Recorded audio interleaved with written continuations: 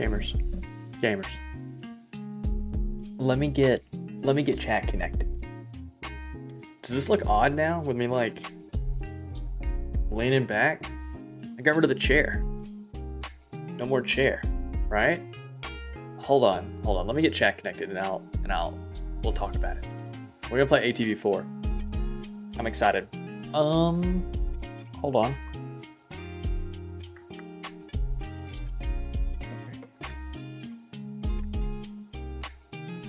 There we go. Is that better? I think that's better. I got this like big chunk of hair right here that I don't know what to do with, so I just keep kind of pushing it out to the side. So hold up. Oh man, it makes the hat look uneven. Oh, it's gonna freak me out. Hold on. Chat. Hold on. Let me get chat connected. Bear with me.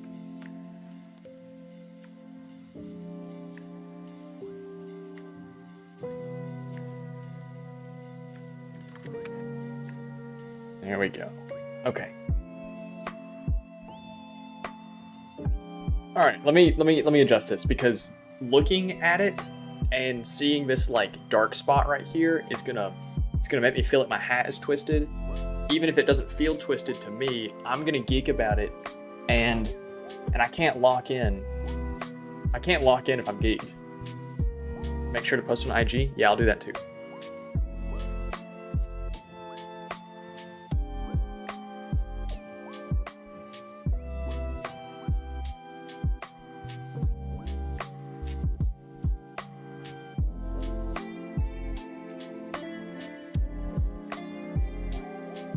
Perfect. There we go. Riddle with the sniffle? Oh hell no. Let me tap in and get my cellular. Bull's been kicking your ass. You've been sniffing the weeds? You've been sniffing the little, what do they call that flower that like makes people have the sniffles around like summer and springtime?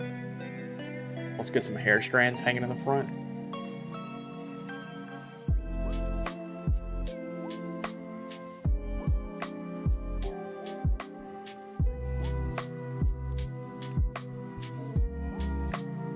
I can't do it. I already live my life like that. I can't do it. Can't do it. That's the whole reason I wear the hat. Can we lock nostrils? And then so like my nostrils are like this and your nostrils would be like this, and we'd like that, and we'd like blow into each other's nostrils. Blow into my nostrils, twin. Blow me, twin. Hold on.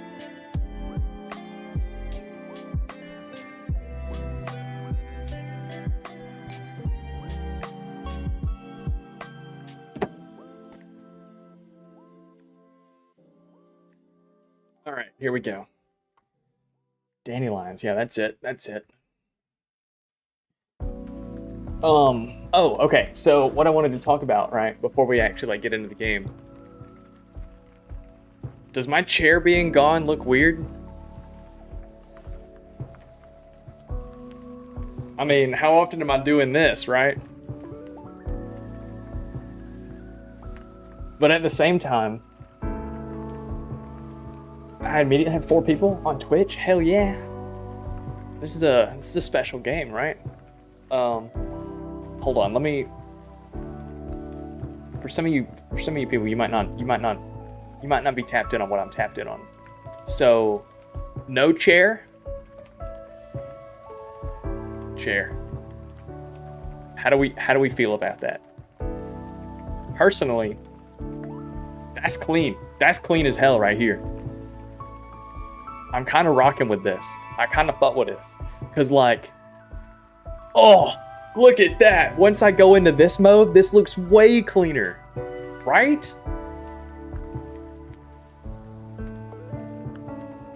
That's what I'm thinking.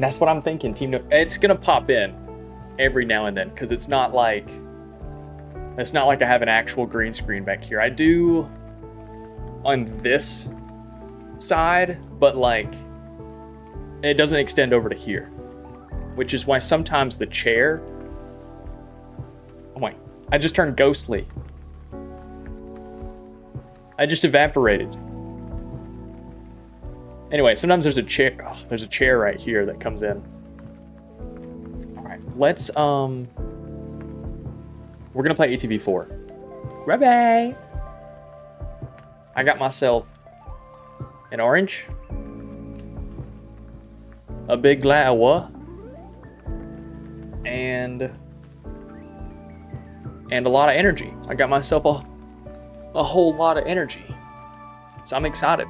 Goodness gracious! Sorry, I had to make a lot of movements to make sure none of my face. Oh, see, there it is. That's the whole reason we do that, because see that right there.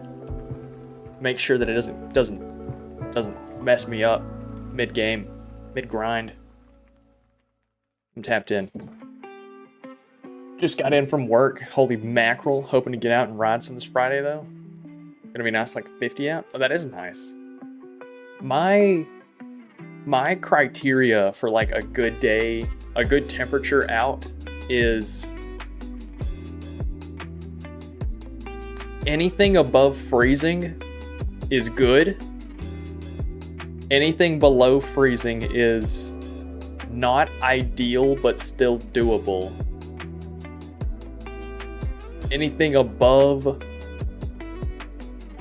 like, anything above 100 is not ideal, but doable.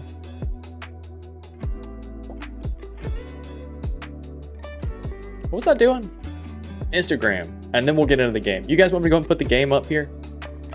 I guess that's probably a good idea.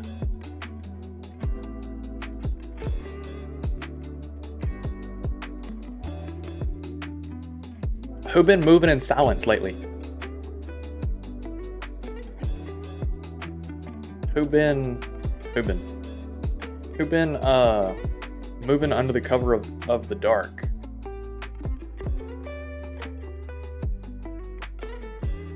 $20 is the lowest limit for dirt, $40 for street. Real. The speed difference makes up, wind speed makes a big difference. I don't really want to ride in anything below freezing. I will if it's dire. Black ice is scary. It just blends in, right? It's like glass.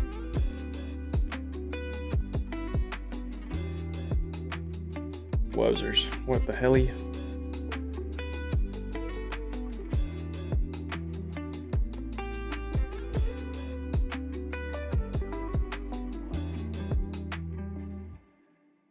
All right, let's tap in.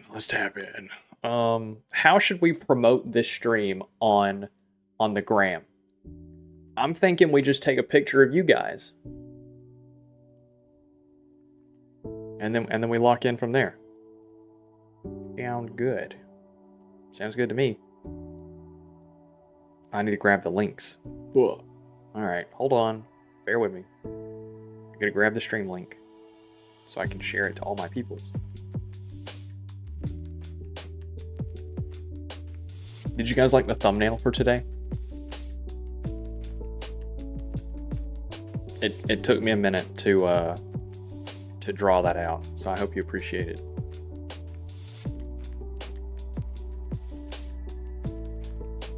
Straight up posting it, and by it, let's just say, oh my goodness, dude, first boot of my phone is like, it's one of the worst experiences of my life.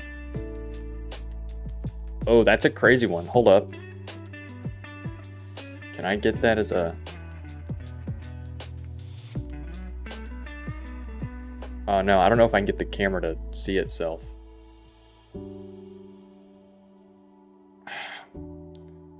Anyway, that's what I'm putting on my Instagram story.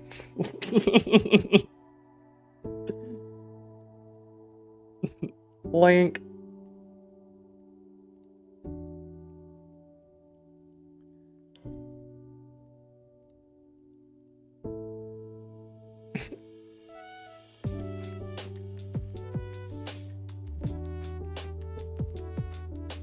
Come chill out. We're playing ATV4. And then we'll throw that on the gram like nothing ever happened.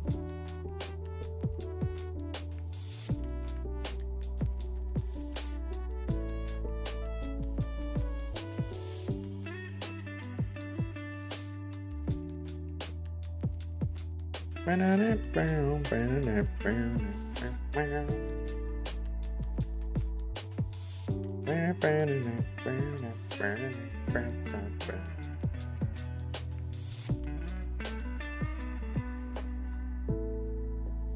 got an Arc Raiders Comet Igniter phone.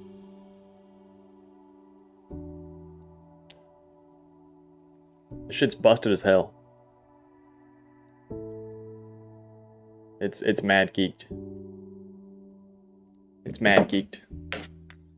I'm mad geeked. Let's play the game, shall we?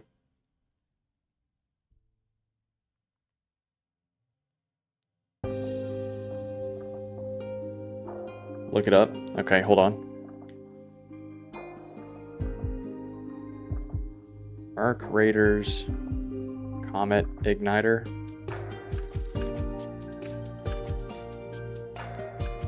Comet Igniter phone.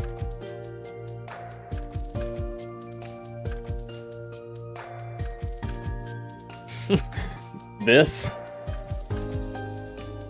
Is that what you're talking about? The little ball with the little orb, the little cutout in it? Because I'm not seeing a phone for it. I'm just seeing the igniter. I could be geeked off the wads, but who knows? Yeah? Okay. Can you guys hear me? Do I sound geeked? I know I've said geek like 100 million times. I'll dial it back. Does my audio sound normal, or do I sound like... Somebody one time said I sounded too human. So, do I need to fix this? We good?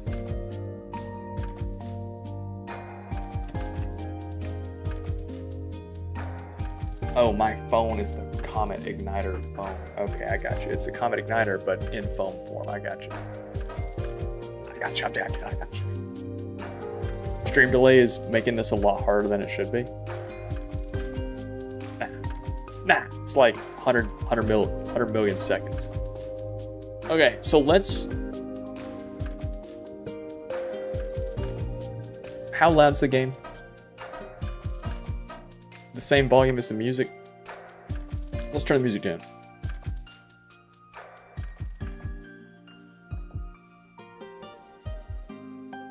Is that better? Hold on. Yeah, I think that's probably better. Okay, so we're doing, what, South America now? Continue story. Oh, okay. We're starting South America. Skelly, Astrid, there you guys are. Hey. I'm not even sure what to say here, okay? We haven't had a chance to talk since Dirk dropped his bombshell in Europe. Bombshell is right. About that. I need you guys to hear my side of the story, too. We're all ears, Slick.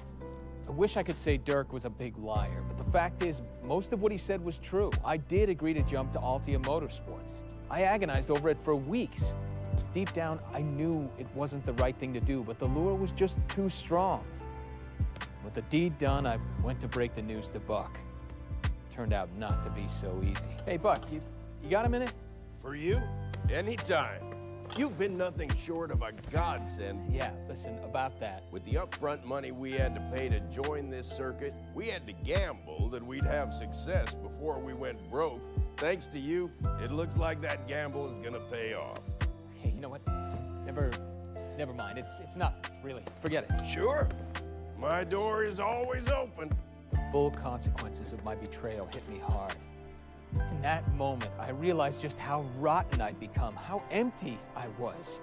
The pure joy of racing had always been everything to me, but I'd already lost sight of all of that and became purely focused on the fame and the money.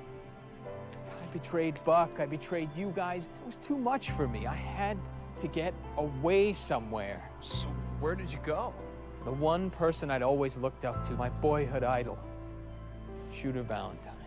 My time with Shooter helped me reconnect with my original love of racing. And what's more, he slowly made me realize that I could never get over the guilt of my betrayal without confronting it. So here I am.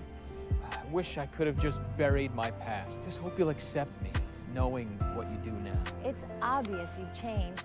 After all, you came back to our team, and we've both seen how torn up you've been since the truth came out. Come on, life is about second chances, Slick, and we're willing to give you one.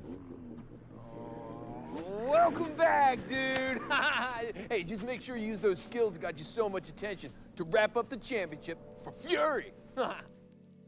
All right, that cutscene was awful. What I was showing you with the orange is that there's like these little seeds on the surface of it, and the orange itself feels drier than it normally is.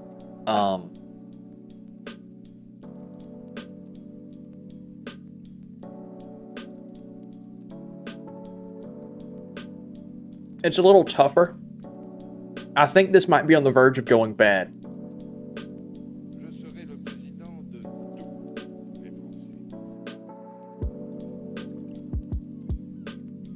I think I can still eat this though. It doesn't taste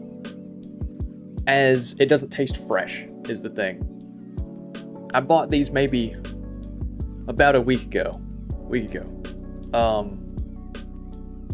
And I think they're starting to show their age. I think it's probably time that... I think I've got one more orange in that bag. I probably won't eat it.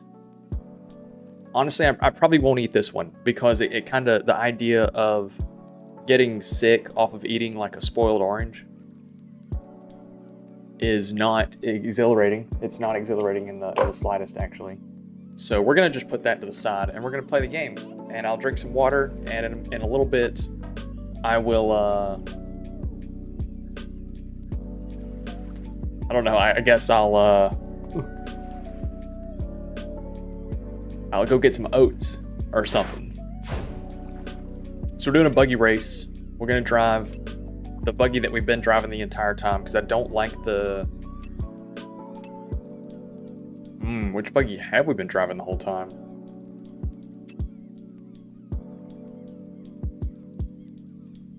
I think we've been driving that one. I don't know. I don't remember. I don't really guess it matters. We're just going to look at stats since I've upgraded both of them, I think. Cornering is the most important thing to me. So we're just going to go with this one. Because cornering is the biggest thing, right? Because anytime we have a low cornering stat, we drift too much.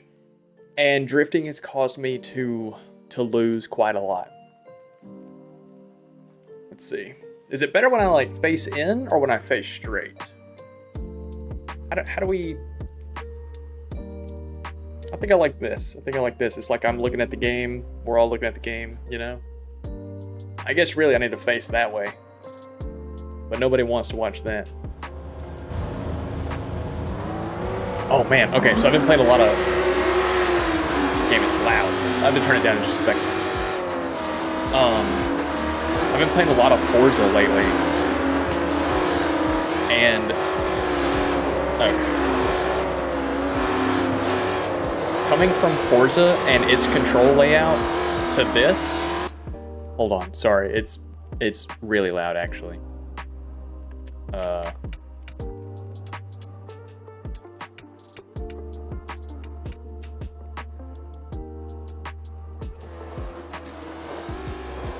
It's a bit too quiet now. Hold on. Sorry, it's been a minute since we played this game. Settle at 90 maybe? Yeah, 90 is fine. So coming from the Forza control scheme over to this control scheme, where it's no longer using triggers, it's using X and square, or A and X, depending on which, like, controller you recognize. Okay, I'm backwards. Awesome. Okay. Alright, so it might be over for us already. Well, let me try and tap in, fellas.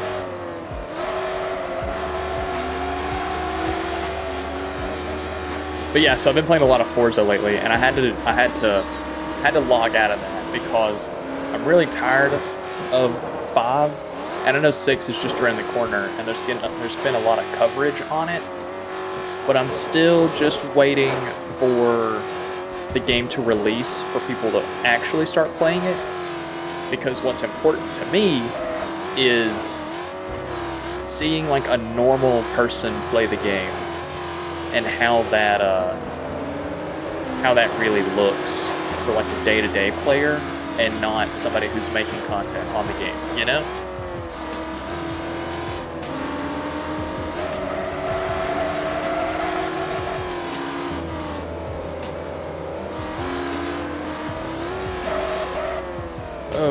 Okay, so we can't go wide in that corner at all.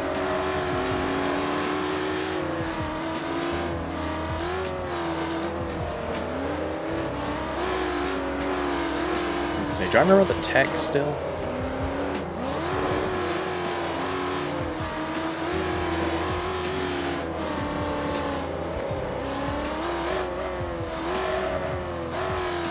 Yeah, just about. So you had to like tap brake into going into corners, and that like just didn't let you slide really. Yeah.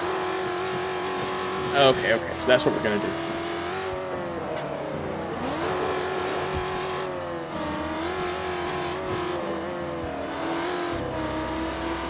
So we got 2 more laps. Good deal. We can handle that. I've been looking at games recently, like, I've been wanting a game to be my main game for a little while, and I can't find anything that really interests me, at least not long term. And certain games do interest me, but then they have like really predatory monetization schemes, or they lack like a key component, or there's just always like one little thing to turn me off. And I know that there's 2 sides to that coin of, on one hand, I can't be too picky because nothing is perfect, but on the other hand, I don't want to feel like cheated of my time that I put into a product, because at the end of the day, a video game is a product and I am a consumer, so I do have the ability to say what I do and don't want from a product, right? But like games like Elder Scrolls Online interest me because it kind of gives me that same ability of play that something like Skyrim does, where, you know, wide as an ocean, deep as a puddle. It allows me to play however I want, whenever I want, kind of just do whatever I want, and I don't have to interact if I don't want to. But it suffers from the issue of it's got really predatory monetization practices of like needing to pay a subscription to get the ability to just carry loot. Like if you want to do crafting at all in that game, which crafting is how you get the most beneficial gear, you have to carry around crafting components, and the only way to carry around crafting components is with their little like crafting bag. So I don't really like that you can play it for a single purchase, but you can't play it as good as you would want to without paying a subscription. And I don't really like that. And then I was thinking, maybe I want a shooter game, but there hasn't been a shooter game to interest me since Battlefield 3 or 4. I want something that I can like pick up, play for 2 hours, and then put down. And even if my skill set has grown, my XP level has grown, right? I'm still gonna get that same experience the next time, and the next time.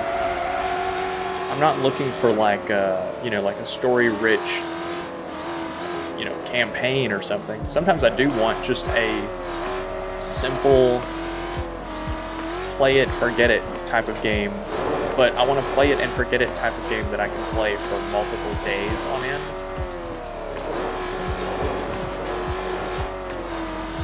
I don't want something as realistic as like Arma. I don't want something as LARPy as Squad. I don't want something as arcadey as Battlefield 6 or Call of Duty. I want something right in between Rising Storm 2 Vietnam and Battle and Battlefield 6. I want something right between those two. Yeah, no, yeah, this game is super slippy. Zero, welcome in. How you doing? I'm getting frustrated about what games I want. What kind of game do I want, right? Oh, now I'm too dark. Hold on.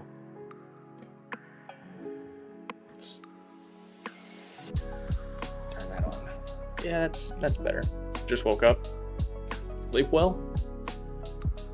Sleep good? Let's get has the mouse been on the screen the whole time? Get that out of here.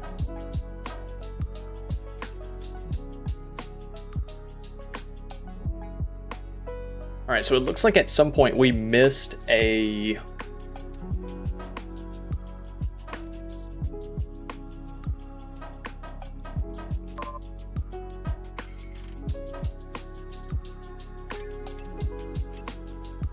We did. We at some point missed a race because we did a buggy race. I can't drive. Damn right. Looking for a sweet spot? Yeah, I am. And I can't find anything that really interests me long term. Let's not do another buggy race. Let's do the bike race. So like Forza just has bugs and doesn't really facilitate I don't want to say competitive because I'm not really looking for it to provide a competitive space. But it doesn't offer a... Do I not have dirt premium tires? I don't. I'll run general purpose, whatever. How about the old Delta Force game? Isn't that the free-to-play? I looked at that one, but I guess I'll just have to try it out, you know? There's a certain thing... Highlight my message! There's a certain issue of... I played Battlefield 4 from its release day in 2013 to about 2017. And then I still ended up playing it in like 2022 still. Like, can't think of a game that I like a shooter game that I've even thought of playing for that amount of time. And it's not like I'm picky. It's not like I'm picky. It's not like I want exactly that, because I would be okay with like Halo Reach SWAT, right? But I don't respect the modern Halo franchise, so I don't want to put my money there. I don't want to touch anything Bungie puts out, just at all, right? I know that's not Halo anymore, but I'm saying Bungie, separate from Halo. I don't want to touch anything Bungie puts out. Ghost Recon Future Soldier? I'll need to look into that because I don't think I've heard of Future Soldier, at least not since like the old ones.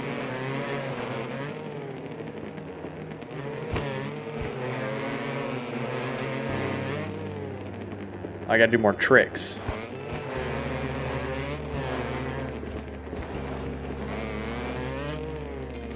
Let's see, let me tap in on a trick here. Okay, Cordova, I got you. Heel clicker.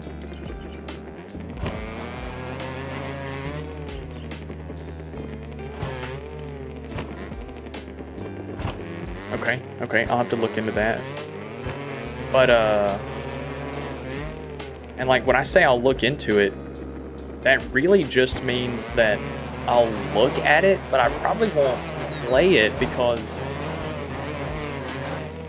part of the issue is that I do think I want something with a multiplayer aspect, and the only way that you can get a reliable multiplayer community is by playing something modern. And like this is outside of channel growth, right? Like this is outside of wanting to have a profitable YouTube channel or anything. This is just, as a consumer, this is what I want. There is no there is no Modern Warfare 2, 2009 Modern Warfare 2. There is no 2013 Battlefield 4. There is no, like, really casual shooter with a player base anymore, because everything now has been turned into something faster paced. And like I'm not interested in Call of Duty because I'm not interested in a yearly purchase cycle, which Battlefield has said that they're going to go to a yearly release schedule. I don't really want to have to purchase a new game every year to get basically the same game, right? I want longevity from my product. I want my money to be valued for more than just, for honestly less than a year, because a game that is designed around a yearly release window is designed to have less than a year's worth of content in it, because you're supposed to get bored of it and go to the next one. And I don't really want that. That doesn't value me as a customer.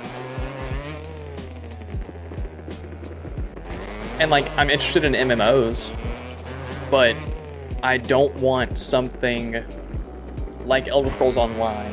I don't want something that I have to pay a subscription for. Warframe is interesting to me, but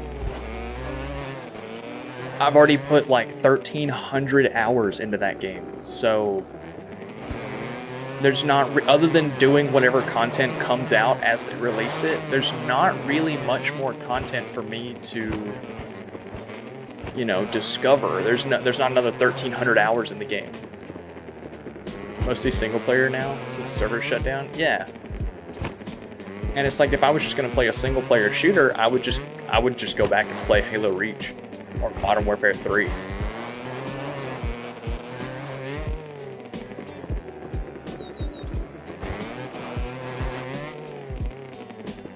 Sounds like it's time to delete your Warframe account. I've thought about it. I really have. I've thought about starting a new account and like maybe just grinding from the bottom again, since I've probably forgotten most of the early game content. And early game Warframe feels way different than late game Warframe. And it's because you're weak. You're really weak and everything can kill you. So you really do lean into like the stealth ninja, you know, the space ninja vibe. And then later in the game is when you really start leaning into the melee aspect of everything, of like melee's powerful. It's not until like late game that nuke weapons become the standard.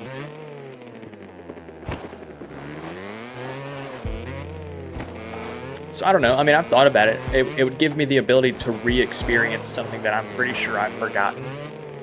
But at the same time, it would hurt to know that I have years of unlockables on that game that there's no way that I could get with a new account because they're just not available anymore.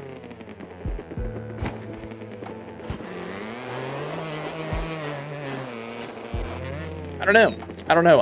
I want to say that I'm open to suggestions, but then I know that, I mean, hell, this stream, Zero just suggested I play a game, and I've already kind of made up my mind about it, because it again doesn't really fit the criteria of what I want. And it kind of leads me to believe that maybe there's nothing on the market that fits me as a consumer right now. Maybe I'm maybe I'm the minority, and there's nothing being made for me. Which is entirely possible, but, you know, it sucks. It was an online Skyrim RP server. I know Skyrim has been having has like their multiplayer mod, but I haven't heard anything about a RP server. That's interesting. Okay, well you ready for another criteria that's really gonna hurt to hear? Fallout as a series doesn't interest me. That's another piece of the puzzle that is difficult to work around is that some stuff doesn't interest me just because I don't like the way it looks. I don't like the way it sounds. I don't like the way, I don't know, like the Fallout aesthetic is not an aesthetic for me. I don't think it's interesting. Just found out about it. They're working on guilds. So now is it still going to be held in Skyrim, or are they adding like custom maps? Because I know there are people who make maps.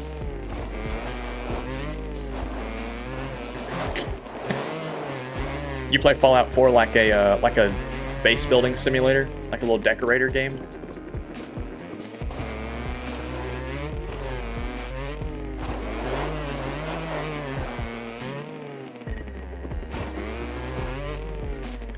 And you start looking at like race car games, there's just not any. EA hasn't released a Need for Speed game in like 5 years now, since Unbound. It might be 4 years. Seems like a new thing. Okay, yeah, I'll look into it then. That sounds interesting. Like there's no Need for Speed out, right? Assetto Corsa, iRacing, they're all too, how did I even wreck there? They're all too like simulator-esque, you know? They're all too simulator-focused games. They're sims. I want something arcadey, right? So then you start looking, but I don't want something like Mario Kart because that doesn't interest me. That's too arcadey. I want something like Forza Horizon. But Forza Horizon doesn't have a competitive scene, at least not baked into the game. I don't want to have to join a Discord server and, you know, talk to a bunch of people about like, hey, we should all race this car. We have like a stock race. I don't want to do that.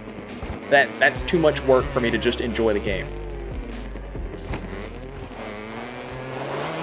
I feel completely justified, by the way, in my opinion on this. I don't feel like I'm asking too much of a video game. Because they've existed before. They existed in the early 2010s. They existed. And they don't anymore. What happened?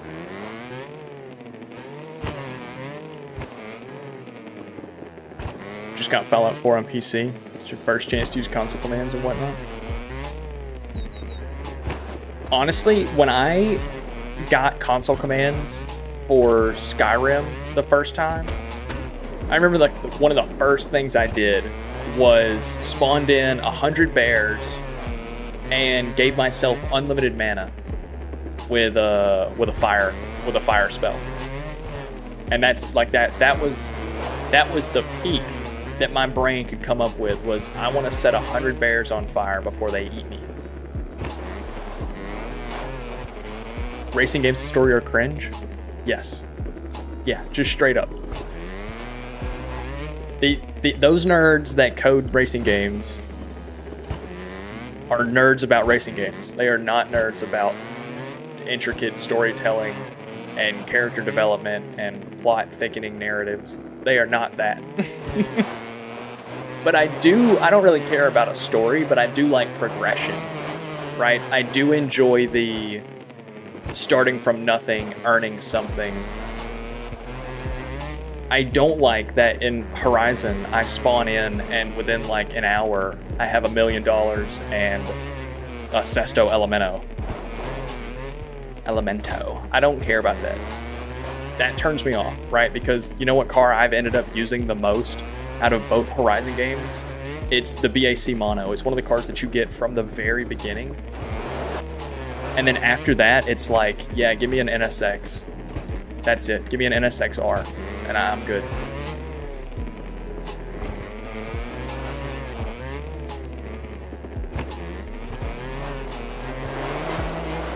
If the story's good, you can play a game you don't like. NBA has a story? What? Sports games have stories? I knew they had like career mode, but What? This is new to me. This is... I'm learning that the English alphabet has a letter at the end of it, and it's like the E letter, but it's different.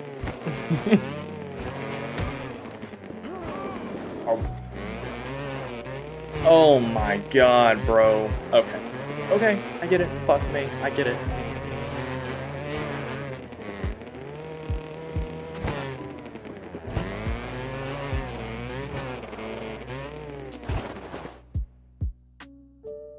Do we restart that? I don't really want to, but we might.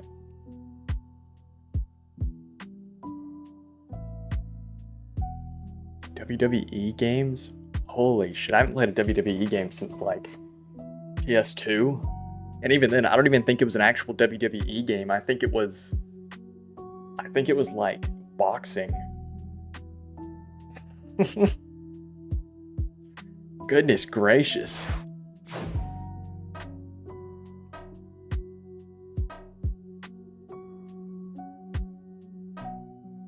Wait, didn't I already finish this? Yeah, okay, so I already finished that one. Got third in this. You think I could run this back? Nah, I'm not gonna worry about it. I've got so much money already. I'm so rich. But like, really I am. I don't need money in this game. Games nowadays have entered a standardized formulas. That's why it's so hard to find unique games. Say try other things and try to broaden your horizon so you can find more things that are for you. Spike Lee's story was good for 2K16, I think it was. Yeah, and I've wondered if like maybe I should broaden my horizons, but like I feel like they're already pretty broad. I mean, hell, we're playing a PS2 game right now. I play From the Depths, Space Engineers, Minecraft, Terraria. I know all those are building games, but they're all different building games. And then Dying Light, Battlefield 4, Halo Reach, Ghost Recon Wildlands. You know, it's like all those are kind of gun games, but like they're all different gun games. Forza, PS2 era, black box era, racing games. Pokemon, fuck Nintendo. I'm not purchasing any of their products, and I don't think their products are good enough to pirate. I'll play Pal World, but even then it's like Pal World. So Pal World doesn't have the long-term replayability of the game. If you get what I'm saying, like once you play through it once, maybe twice, there's nothing there. There's nothing there to explore anymore. You've explored the map. You've found all the animals. What you doing now? Just running around? Min-maxing? I don't care about min-maxing. Like, let me min-max while I'm playing the game. I don't care to beat the game and then min-max. Right, because it's just kind of boring, right? I don't like gacha games. It's just not my thing. Like,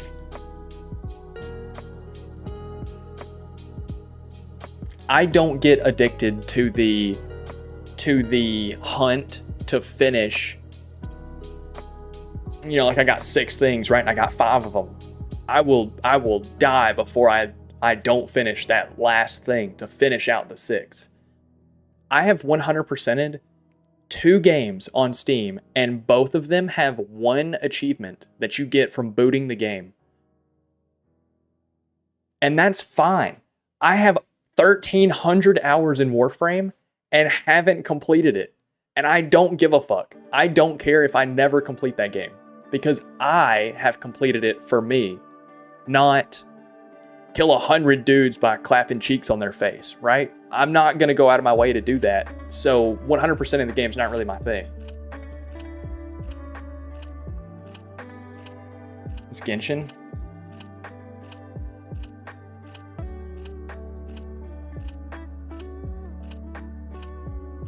Divinity.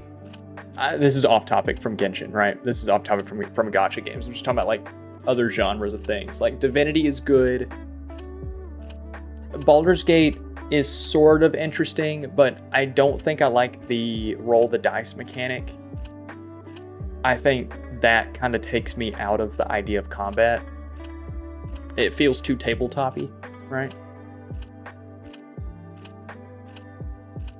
Mostly play gacha games for the story, and this is not a meme. There's stories to gacha games? I thought it was just Gooner collection slop. I mean, call me out of touch, right? But like, I thought that's kind of just what it was.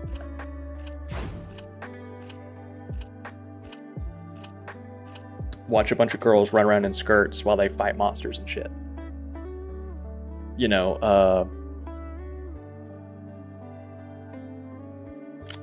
what was that chainsaw game?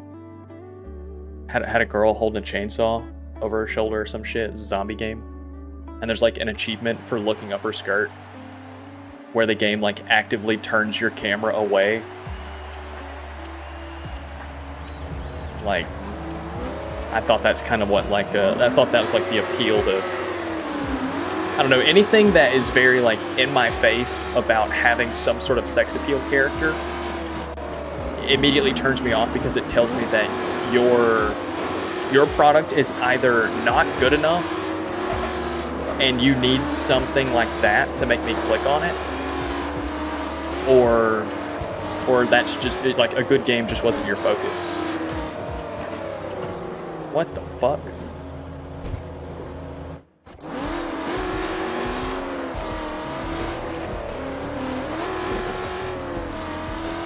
Start of Genshin is your sister is about to die. Whoop, now you're in this weird world. Okay. Okay, so that seems very anime like, oh, I'm in this world of nothing but females and they're all really horny for just me, the only guy. But I've also got to kill these monsters. Yeah.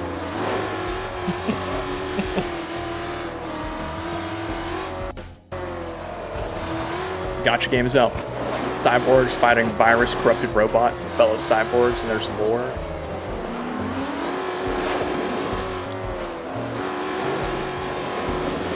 Breath of the Wild. I've never played a Zelda game. I've never played a Zelda game. Maybe I should. Maybe I should. Maybe that would cleanse me, right? Who knows? What would if I did play a Zelda game, what would be a good starter? Oh, for starters, yeah, you can play Breath of the Wild. Oh, for starters, you can play the one with the big moon that looks kind of scary. Yeah, it's a good starter Zelda game. Breath of the Wild, Tears of the Kingdom, the only Zelda games you've played. The only, I know that I said I wouldn't play a Nintendo game. The only Nintendo product I've ever played was Pokemon Mystery Dungeon, which was a DS game. And it was like a little dungeon crawler. Like, I think technically it would fall under the category of a gacha game since it's Pokemon and you're collecting. But I think I used the same 2 Pokemon the entire game and just kept buffing them. Just kept making those more and more powerful. Only played Mystery Dungeon on demo. Dude, Mystery Dungeon was... The music alone from Mystery Dungeon makes the game worth it. Like, the gameplay itself is really uninspired. Like, I used a Torchic that I never... What do they call it? Evolved. And just used his basic fire attack. Even on hard difficulty, if you buffed him enough, he would one-shot everything. The gameplay was really something, right? And then, like, story-wise, it was one of your little guys had fallen ill, so you go to all these dungeons to hunt down like a bad Pokemon for taking like some health crystal away, the health crystal that provides health to all the Pokemon. So now Pokemon are getting sick because the crystal doesn't appear or something. It's super shallow. It's definitely targeted at like a child, right?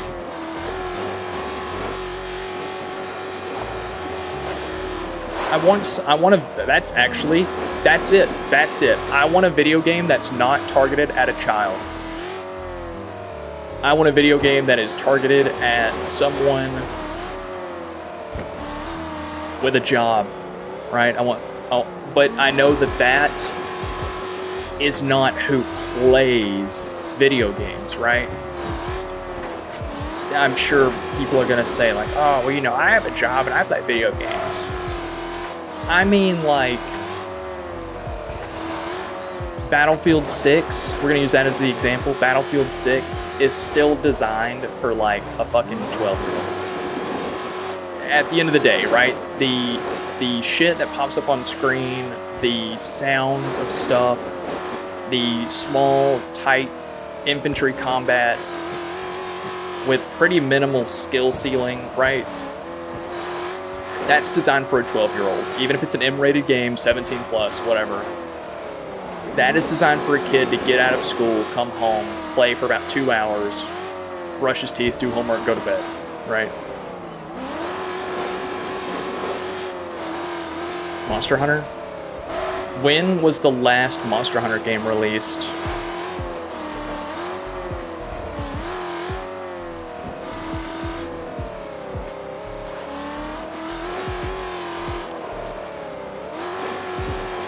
Two years ago? Okay. Monster Hunter Wilds? Is that what it is?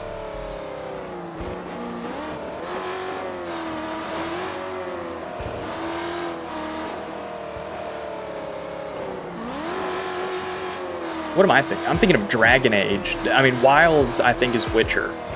But I'm thinking of Dragon Age, like Inquisition. But I think that's an old one. What is Monster Hunter?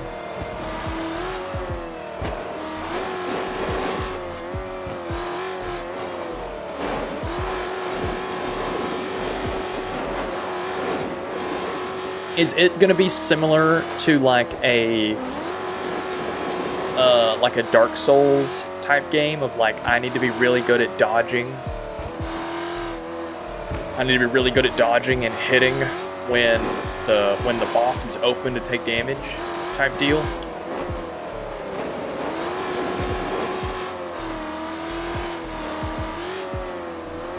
Not Dark Souls. Because I don't like Souls-likes. I don't like, I don't know, so like, I know people complain about Elder Scrolls games not having deep combat, but that's kind of what I'm talking about, of like, I don't really want super deep combat. I don't want something like a Souls game to where I have to pay attention 100% of the time for every kill. Something like Avowed, maybe? Tainted Grail? If it was just polished more, if it was better. Something about the animations in that game looks super cheap. And that kind of takes me out of the idea of the game. Monster Hunter is like its own thing. Can't compare it to anything else other than Shadow of the Colossus. Okay. Okay, so like a boss fighter game. Like there's not really any small enemies to fight. It's all, holy shit. It's all boss stuff. Dude, I lost first place because I flipped over and wouldn't flip back. That's so unfortunate.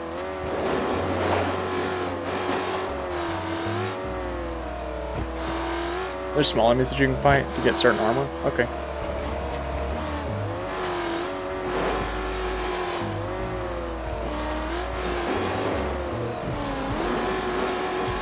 Not taking my first place. That's right. I think I have nearly $100,000 in this game. Basically, it's a grinding game. Monster Hunter? Okay. I'll add that to the list. I'll add that to the list. Kill monster, get specific armor, level up, fight stronger monster. Hey, that sounds like a gameplay loop to me. That sounds like a gameplay loop to me. Oh, continue story.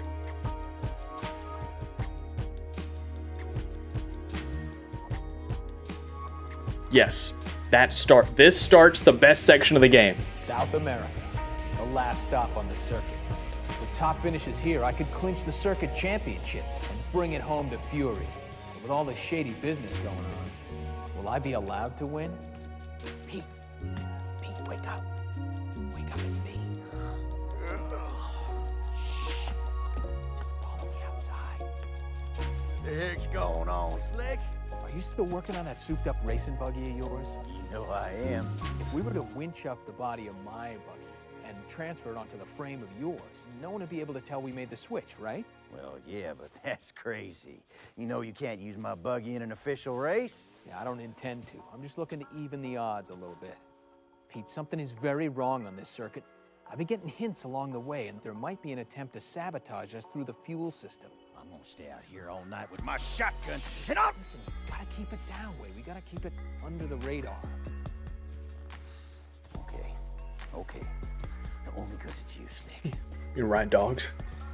Subterfuge is the way to go. Anyone tries to put anything in your tank, go right in here instead. Just wish I knew exactly what our enemies were up to. Gentlemen, shall we begin? As long as I've been running the circuit, we've all done well. Quite well, thanks to my secret enrichment scheme. As you are well aware, when one of our drivers wins a race, we give them a small token payout, and then sink the rest into research and development. Except that there is no R&D, just lucrative offshore bank accounts for all of us. The drivers have never suspected a thing. Gentlemen, this Slick has cost us dearly this season. And if Fury takes the Circuit Championship, it will be an absolute disaster. Luckily, we have a plan. Dirk?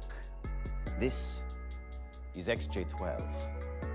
A fuel additive that instantly turns viscous and gums up the working of an engine, reducing the vehicle's performance and speed. XJ12? Tonight, it will be added Jaguar? to the tanks of Fury's vehicle. Even Slick's talents won't help them. But fellas, The Jaguar XJ12 was notoriously a really shitty car. Shut up, old man!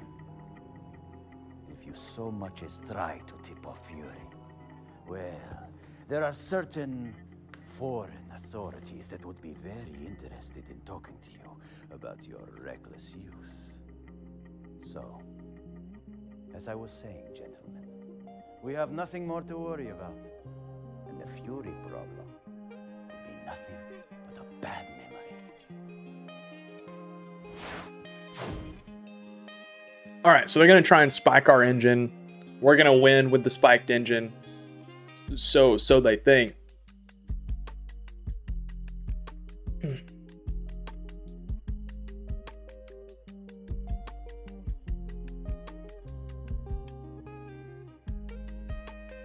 You talking about this being an early 2000s game or Monster Hunter being an early 2000s game? This is an early 2000s game from 2004. So it should look like that. This game's old as shit. If you wanted a very customizable FPS experience, play Ravenfield. Isn't that the little like blue versus red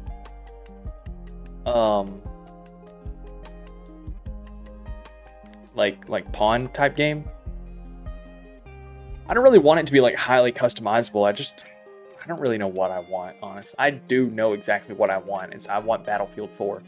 I want Battlefield 4. That's exactly what I want. I want to copy paste Battlefield 4 2015, right? So all the DLCs are out. That's what I want. And there is nothing. There's literally nothing within the past 15 fucking years other than Battlefield 4 that is that game. Ugh, it's so sad. BattleBit Remastered was kind of good. It was kind of good. And then they just fucking abandoned it. Couldn't even get hyped about that, right? World War III, still too close quarters. It's still too Call of Duty-like, right? The maps are too small.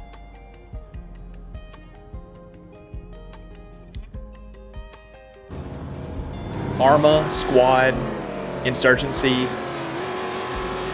is all too like 20-year-old chud sitting in his fucking mom's basement acting like Mr. Military Man.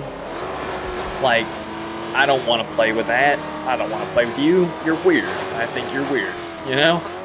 Like, I just lock in, right? Lock in. I just want to pick the game up, use a gun, right? Shoot this guy a couple times, and then log out of the game. I want to log in, log out, right? I'm a hater. I understand that. I understand. I do, actually. But, come on now. There ain't shit. There ain't shit. I'm John Gamer, right? I'm John Gamer. And John Gamer needs John product, right?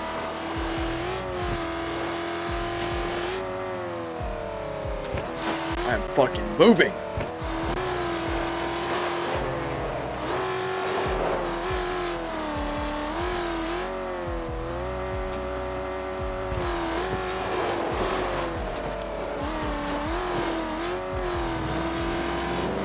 Okay.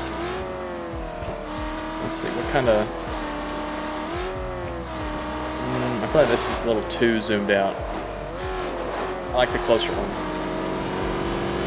Oh. There we go. I like this one. Get a little closer to the vehicle.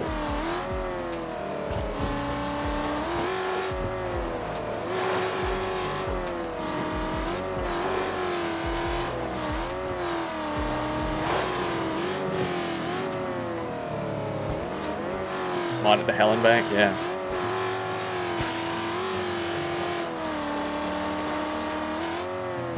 Oh. Video games peaked in the video games peaked in like 2013. There's a couple stragglers up to like 2015 maybe. Ain't shit been released recently that gives me the same joy that... Cause like, I know that I fucking meat ride Battlefield 4, right? But I also fully understand that when it launched in 2013, it wasn't until about mid-2014 that game was any good. 2013 Battlefield 4 was buns. It was buns. And I know that. The netcode issues were terrible. But, I still be playing it, right? Because at the end of the day, it offered me a good loop. It offered me a good gameplay loop. I was playing Dragon Age Inquisition or Mass Effect for the first time. I've never played a well, okay, I take it back. I was going to say I've never played a Mass Effect game. I played Mass Effect 2. But I haven't played a Mass Effect game since then. Like, I didn't play Andromeda. And I've never played a Dragon Age game. I probably should. Try it out, see what all the fuss is about.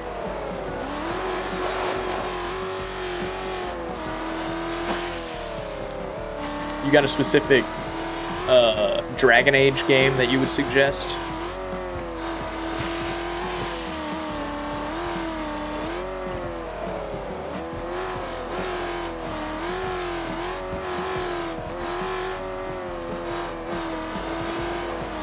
Good deal. You know what? Second place, I'll take that. I'll take that. That'd be fine.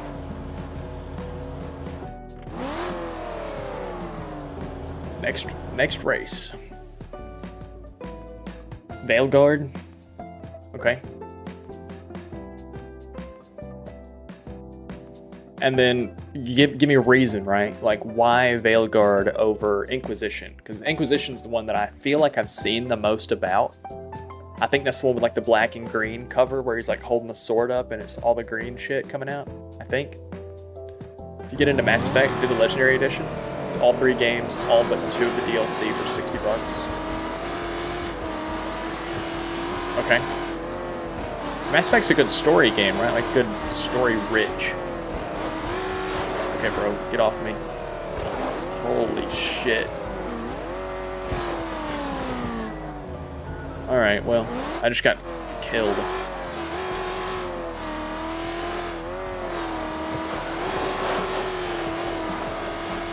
I don't know if I can recover from that, honestly. That was a lot of time lost.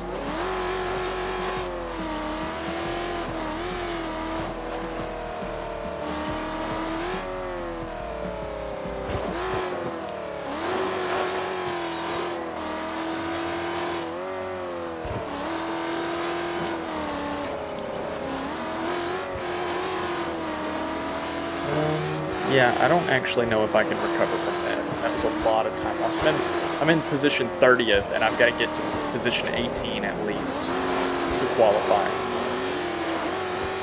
Dude, get off of me. It's fucking me up.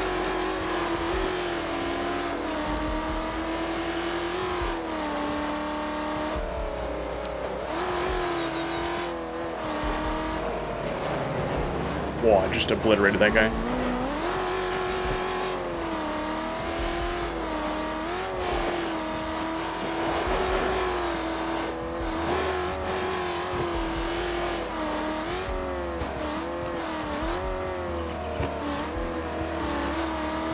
Let's see, get away from all those curves. Go this way.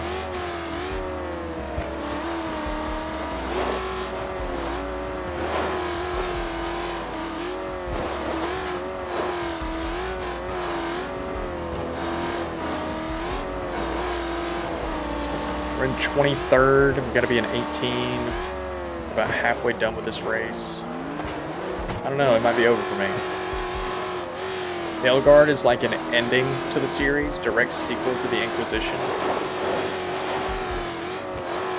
Hold on.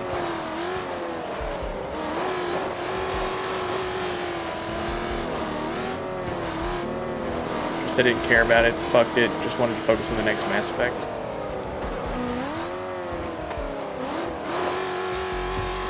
Oh, is Veilguard and Mass Effect from the same studio?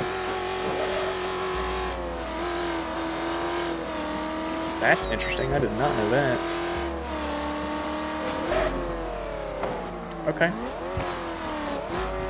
Okay, so they had a little bit of a conflict of interest on what they were releasing at the time. I gotcha. Ooh, this is an interesting section.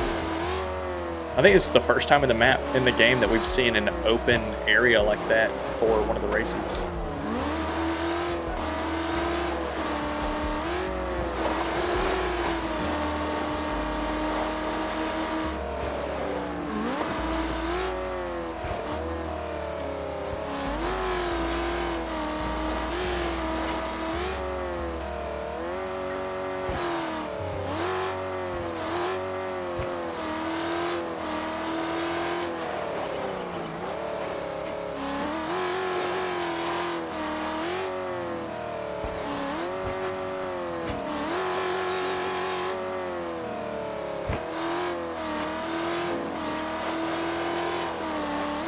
Veilguard is a pronoun-affirming game? What does that mean? It's gonna make me choose a he or she? Is that what that means?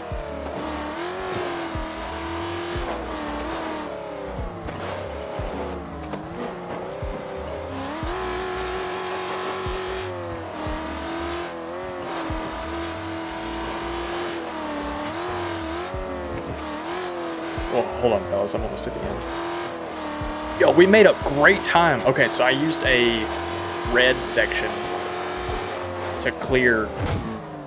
Oh, yeah, dude. Okay, good deal. We used a red section to clear one of the greens. Greens are for the big vehicles. Reds are for the small vehicles. Reds are normally a little bit shorter, but if you take a red one in a big vehicle, you can save a lot of time. Andromeda fucked over Mass Effect, so they really want to start on the next game. Veilguard has some good stuff, but just didn't focus on carrying over choices from the last games. Okay, so does one game read a previous game's saves to kind of change the start of the next game? I know a couple of games have done that, but is the whole Mass Effect series like that?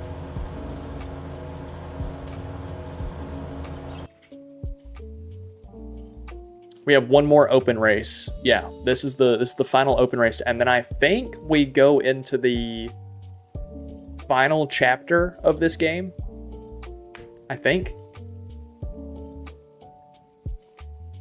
It's been like 25 years since I've played this game, so, you know, bear with me.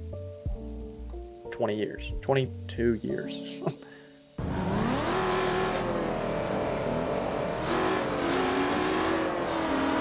Even side quest? Oh, okay. Yeah, that sounds super interesting.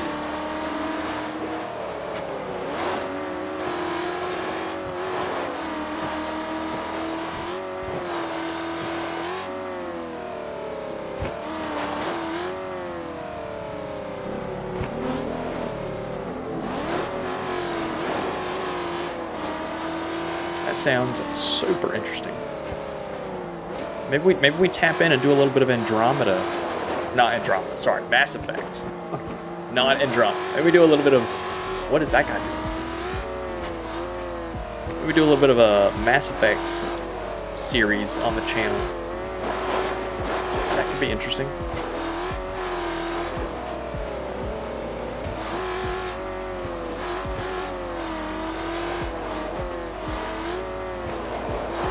Hold up, I'll read in just a second. When the track gets tight like this, I gotta focus.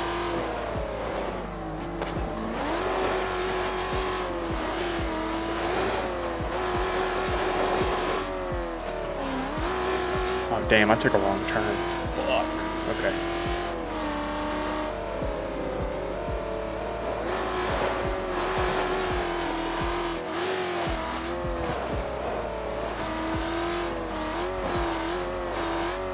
Alright, well that's okay.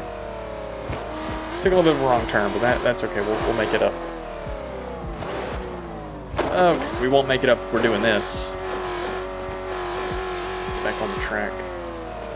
So we're in 5th right now, about halfway finished. I need to be in 1st by the end of this.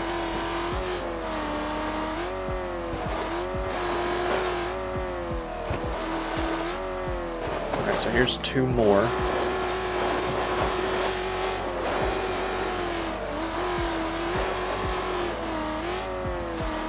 Armored Core? Isn't that... No, I'm thinking of Core. What is Armored Core? I thought that's a Souls game.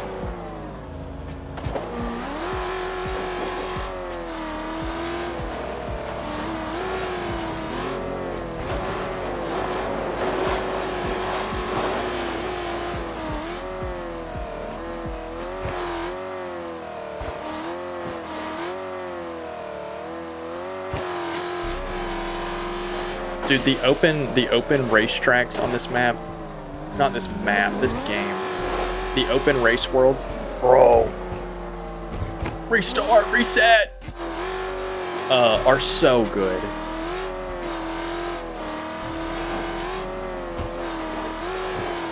Like, there's never been another game to have an open world, open race like this. Like, in like 09, I think. It might have been later than 09. MX vs. ATV released Reflex and tried to do something like this mixed class open race. And it just wasn't as good as this.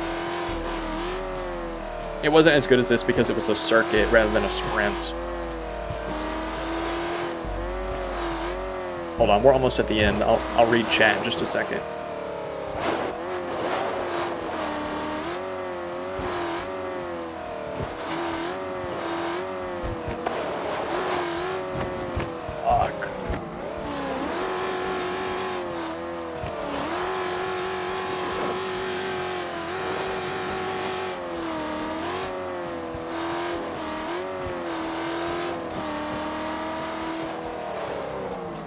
Dude.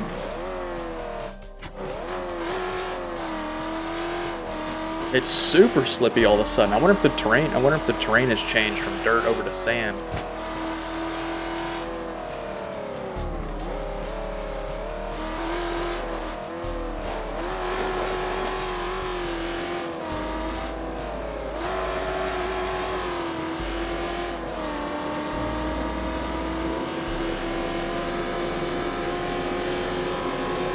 Yeah, there we go. Good deal. All right, so what we got going on?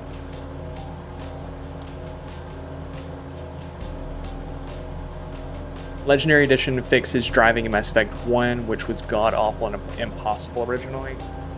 Updates all the graphics to the UI and beat the third game. How about Armored Core, though it's Dark Souls of mech games? Yeah, I'm not interested in Souls-likes because I'm really bad at them. Yeah, FromSoft made Armored Core. Has a good game, has PvP. What have I been up to, Sir Green? I have been up to racing. I've been up to racing, and I've been up to kind of giving myself like a mental reset on work, really. It's been like 2 weeks, I think. It feels like 2 weeks. It might have only been 1 week since I've streamed last. And I think I've really changed my headspace about how I want to stream and how I want to produce content. And there might be some changes coming to my content flow relatively soon, but for the most part, my streaming shouldn't change too much to the viewer. It's going to change how I view it, but, you know, to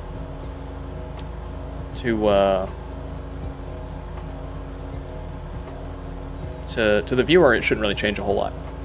Rifttime, hey, what's up? Just got here. How's it going? It's going good. How are you? How are you doing? We have $140,000 in this game now. That's insane. Performance in the buggy, it's attractive attention. Then we're getting a prototype. Yes!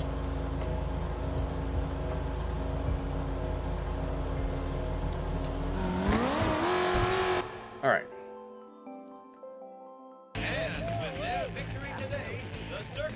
We'll let this play out, and then we'll chat.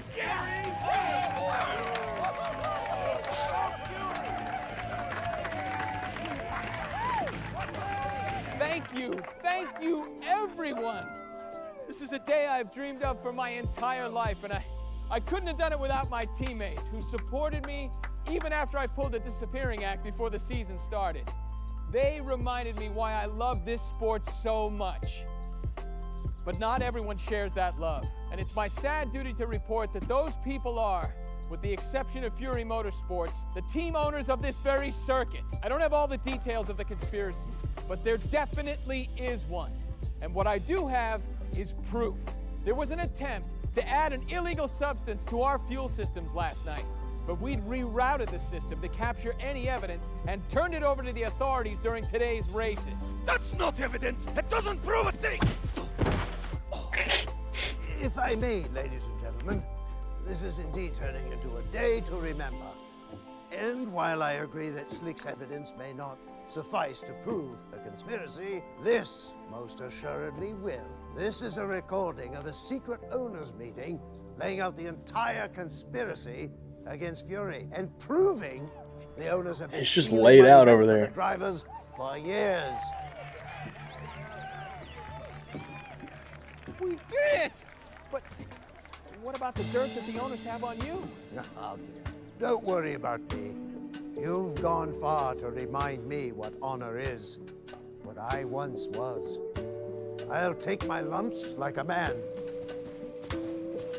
Don't ever lose your passion, your drive, your integrity. We knew you could do it.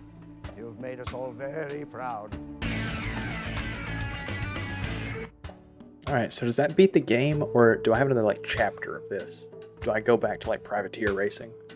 Because I don't feel like I did any privateer racing other than like the first 2 races or something like that. I better start rolling credits.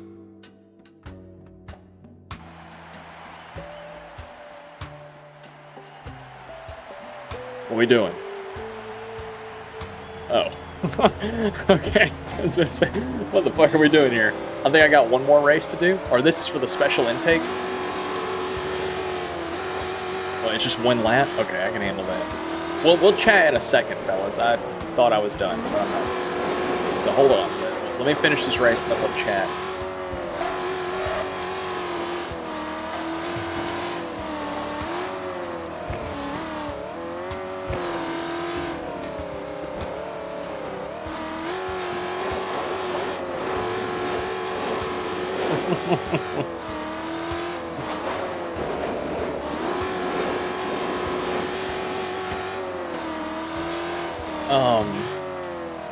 Riptide, we've been discussing for most of this stream how there's not really any good games on the current market, and as a consumer, I feel as if there is no product for me, and it's quite disheartening to know that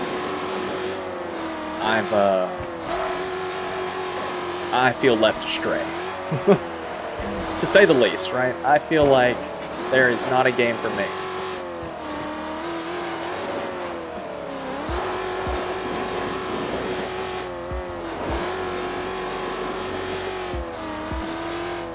I wish, so even though I know that the cutscenes are like baked in, right? I think it'd be really cool to allow the player to utilize the color picker mechanic. I know that I'm discussing what I would like to see from a 24-year-old game.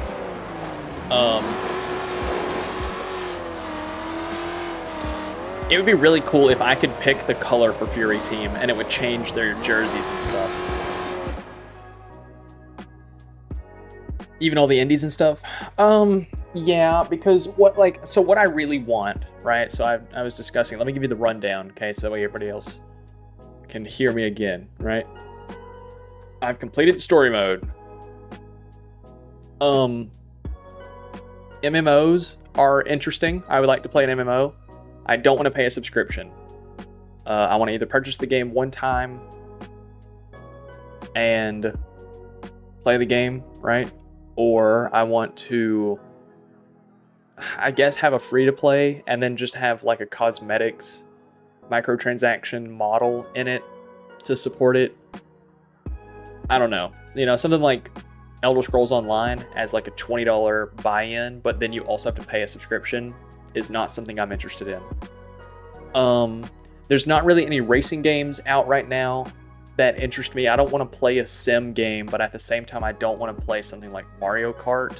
Something like Forza Horizon is more in line with what I want, but Horizon kind of just sucks dick. There's not really like a ranked, there's not like a competitive scene to it.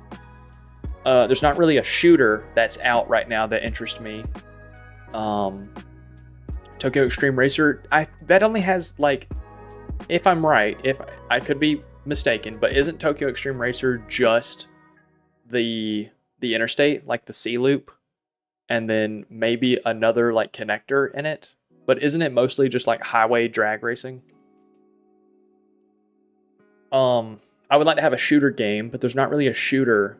Yeah, see, like I don't know. I want a game with replayability, long-term playability. And anytime I talk about that, what I end up discussing is something like Battlefield 4, which released in 2013, that I played on the 360 until 2015, and then played on PC from 15 to 17, and then played Battlefield 1 even after it had already been released and stuff, and then went back to Battlefield 4 in like 2022. I want a game like that. I want a game that's like long-term. Right? And it's not even long term because I enjoyed it and it's like, you know, like nostalgic to enjoy it anymore. I enjoy it because I bought it once, paid for premium once, which was like the season pass to get all the DLCs, and I never had to spend any more money on it, and I could just play it as long as I wanted to. I don't really want to buy anything from Bungie because I don't know. I just the whole like stolen art scandal thing that they did with Marathon, and then releasing Marathon being a battle royale or an extraction shooter when extraction shooters are already everywhere doesn't really interest me. 343's kind of disgraced Halo. I'm not really interested in that. I don't know. I know that it's like cynical, right? Like there's nothing good, but at the same time, there's nothing good. There's nothing good. Reset the championship?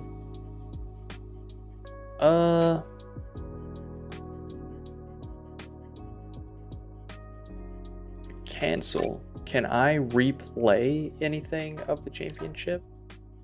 I can only do South America events, so I can't go back and do Asia. Okay. That's fine. Can I do classic mode?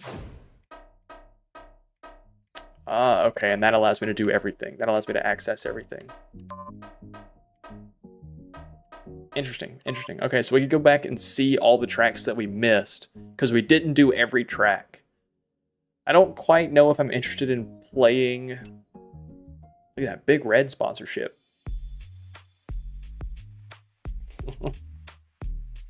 The stolen art, the 2 mass firings, the lacking content. At least they made it right with the person they stole the art from. But yeah, like, that's what I'm saying. Like, it shouldn't have happened in the first place. And so, not only does my criteria of the game have to fit what I want, but the company that is sponsoring the game, making the game, right, needs to earn my money because I'm not supporting bad business practices. Right? I don't want to buy anything from Bungie because of what they did with Destiny. I don't want to buy anything from Bungie because of what they did with Marathon. I don't want to buy anything from Gearbox because of their, like, strategy, basically, to kill off companies. And because of how they've handled the Borderlands series. I don't know. A lot of the companies that produce the games leave sour taste in my mouth. Ubisoft can't produce a good product to save its life, just across the board. So you can write off everything that Ubisoft releases. It just ain't shit, right? There ain't shit. I need a Need for Speed I need a modern Need for Speed black box game. That's what I need. Gaming isn't what it used to be. Never played a shooter in your life and actually was willing to change that because I saw a trailer for Marathon and then they said it was an Extraction and they stole the art. I was like, well, I guess I'm gonna stick to Gran Turismo. Yeah, pretty much. So you say Ubisoft is dead, but I feel like a lot of these companies realistically are dead. Like Battlefield, DICE Sweden, I think, has already been closed. I think it is only DICE LA now. You can fact check me all you want. I really don't give a fuck. They're moving to a yearly release schedule. The whole point of Battlefield over Call of Duty, because now the gameplay doesn't really look any different. The whole reason that you'd go with one over the other is, do you want a yearly release or do you want like a 2 to 3 year release? And now that they're both going to an annual release, I don't want to spend $70 a year to play the same fucking game that I was playing last year. I don't want to pay $70 to reset my progress, is what I'm saying, right?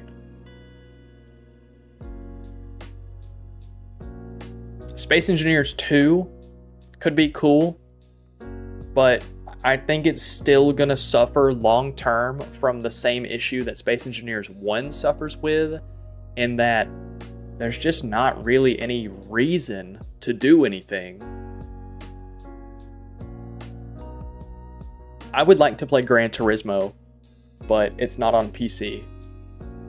GT7, I would love to play GT7. I think that's probably the racing game that I'm looking for. But I'm not buying a console for it. I'm not going to go out and spend that kind of money to play a single game. I'm just not. I don't know. I want a game I can dump 1,000 hours into. And I know it's possible. I've done it before. And you know what? I've done it with games that were released in 2010 to 2015. Because that's when I think gaming peaked. Early 2000s, not enough data to make something parasitic, right? Late 2000s, technology was getting there for them to make the product. Early 2010s, now we have the technology and we've already figured out what kind of games we can make with the technology that we tested in the late 2000s. Boom. Peak video game era.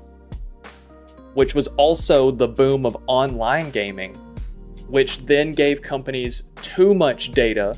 So then you have that shift, like 2015 into 2020, of, oh, we can just release the same fucking game and put like $100 million worth of microtransactions and they'll buy it. And then we release it next year and do it again.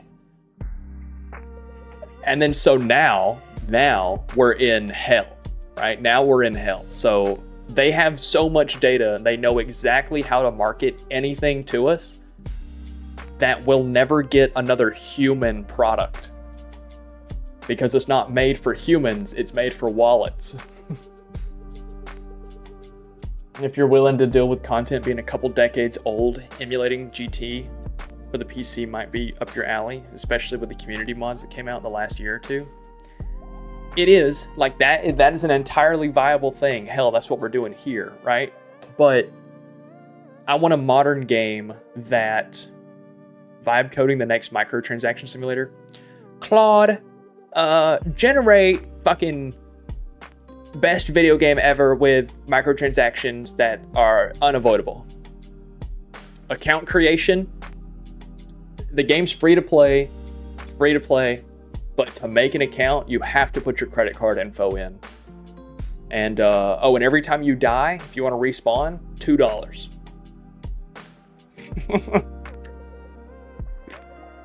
Yeah, I don't know, man. I don't know. I just feel like games suck. Games suck now. Modern gaming sucks.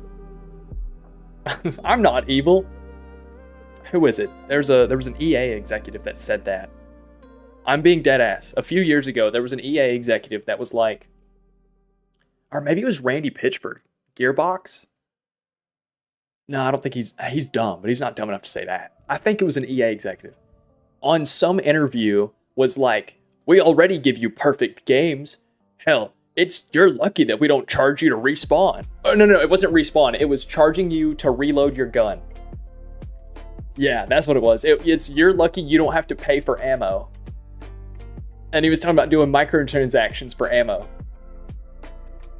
And it's like, I mean, shit, that's a couple years out. That's 2 years from now. 2 years from now, and they're gonna you can carry one backup mag, but you could give us $1 and carry one more. That's what it's gonna be. Hold on, let's go into this screen, since we're just chatting now, right? We're just chatting. It's over, man. It's over. Gaming. This is why sometimes I wish I could ask somebody who has kids, what do your kids play? Like when they come to you and they're like, Dad, for Christmas I want fill in the blank, right? What is a 13, 14-year-old boy excited about, right? Like, what kind of game are you excited about? Because when I was excited about Halo Reach, right? I was excited about Halo 3, you know? I was excited about Modern Warfare 2 and 3. What is the modern youth excited about? Are they excited about anything? Is there like, I don't know. I mean, any franchise that you could think might be good, you just put any franchise that you think might be good today is a franchise that was good 10 years ago. So any franchise you can think of 10 years ago that was good, put the number 12 at the end of it. And that's what's getting released today. Oh, you thought Modern Warfare 2 was good in 2009? Boom! Modern Warfare 1. It released 2019. And it wasn't even Modern Warfare. What the fuck are we doing, right? Column A, COD with real life prices. Column B, joining the army for free. Do you want to shoot a gun, yes or no? I don't know, man. Honestly, can't think of anything. Kids today will be flipping through Best Buy magazines and circling the ones they want, right? That's what I'm saying, because if you want to try something out, I'm getting cut off over here. If you want to try something out, you just load up Roblox, right? You're like, oh shit, I want to see, maybe Maybe Call of Duty is the game for me. You just load up Roblox and play Phantom Forces. Or like your mom won't let you have GTA. So you load up Roblox, fucking, I don't even know what the GTA equivalent of is in Roblox, but I'm sure it exists, right? And you just play it for free. You just play a far worse version for free, and you're like, yeah, I kind of get the gist of it. I don't really want it. They don't have demos in the store like they did for PS2 games? Real. Oh my god, dude, I remember I didn't play Forza Horizon 1. I played Forza Horizon 2 in a Target. I would drive to the Target with some friends, and I would play Forza Horizon 2 for like an hour.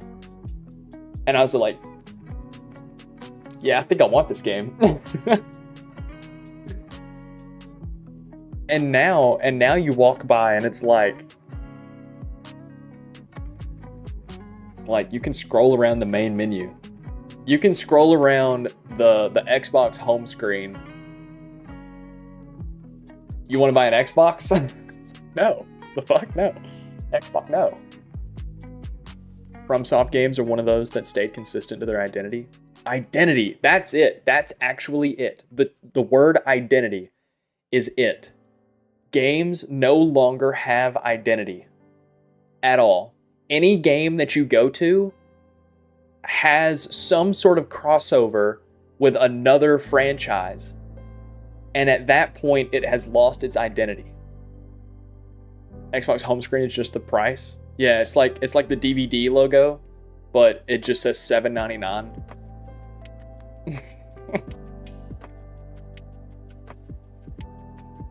Like, games just don't have an identity anymore. Like, when you played, I don't know, when you played Call of Duty, right? You knew that you were getting a fast-paced, action-packed multiplayer with a decent, right? Like, for the time, it's very Michael Bay, right? You had a very Michael Bay story. And that's what you got. You know, you paid $60, $50, depending on what year you live in, right? And you got your Call of Duty game, and you played it for about a year, maybe two, and then you bought the next one. You buy Need for Speed, play it for about a year or two, and then you buy the next one. I found an old forum for when this game released, and everyone that was discussing it at the day that this game released, people were talking about going to GameStop, Walmart, some like little like local tech shop that I've never heard of before because it's probably dead now. And getting this game as like a pre-order, coming home and playing it and saying that it's good, but it's kind of arcadey and doesn't really fit in, and it's, what's the term that they used? It feels like a downgrade from Supercross or MX Supercross 2, which came out in the year 2000. And they were like, it's a decent game, but I just feel like the game from the 2000s was better. Granted, that's 4 years difference. We're having that same issue now, but exaggerated. Gotta bounce quick, but it was great talking to you. Have a great one. Riptide, I'll see you, man. Creeper, welcome in. How you doing? I think I'm about done playing this. I'll be honest with you. I'm gonna play Minecraft. So, you guys want to see my Minecraft world? The Minecraft server? I've been working on the skills, the skill tree. Yeah, I want to play Minecraft, so that's what I'm gonna do. I've taken a break from streaming and I've come back. And this is what I've decided, right? Is that when I want to do something on stream, I'm just going to do it. I'm not going to force myself to play whatever we're playing because it drains me, right? Like, I enjoy this game until I don't enjoy it, and then I don't want to play it, right? So I'm tired of this now.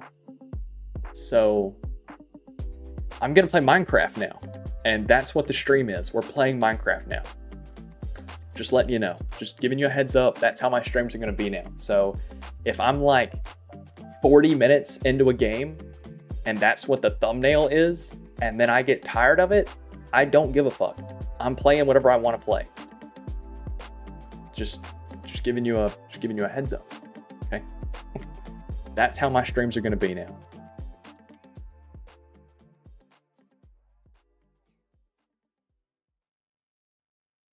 We're playing Minecraft. Got me some apple potions. Oh, what brand? What brand apple potions? Let's see. Let's boot up the craft. I also do believe that I'm about to go get a little snack. I don't have any potions.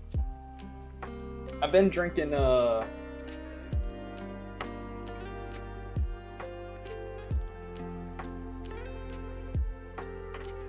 I've been sipping on some milk potions. Milk and coffee potions. If you're tapped in on that, coffee potion. But I don't have an addiction to potions. Don't get it twisted. But I don't know. I just haven't drank potion in a while. So every now and then I drink a little coffee potion. That's about it. Maybe I might drink one. I don't think I've had one this week. I know this week just started. Last week. I don't think I had one last week at all. I'm getting Minecraft set up. Bear with me.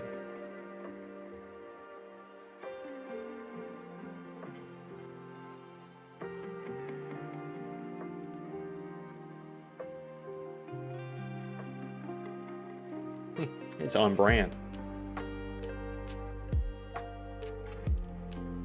Where are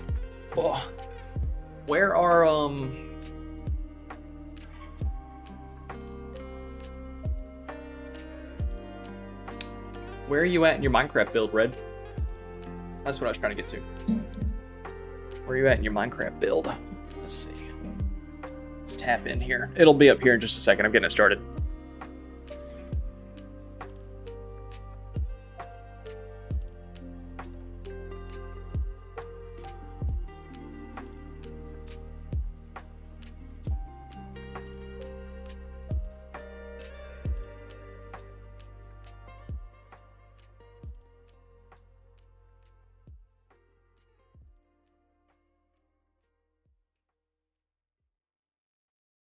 Sorry, I'm waiting on this shit to load, so we're kind of just sitting here. I've done an hour and 40 minutes of yapping, so I think my yap box might be a little tired out as my first stream back, as well as it's just dark as shit in here. Let me turn some lights on.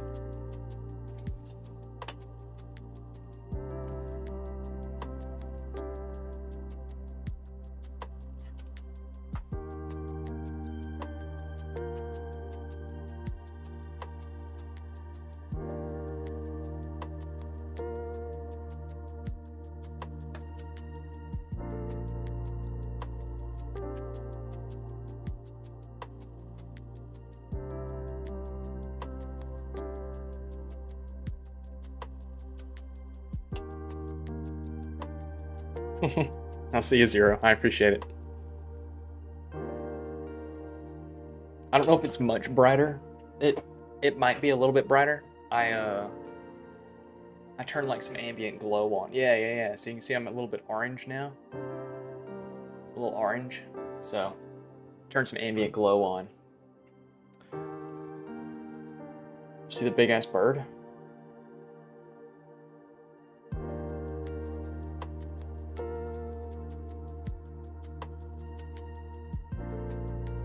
On stream?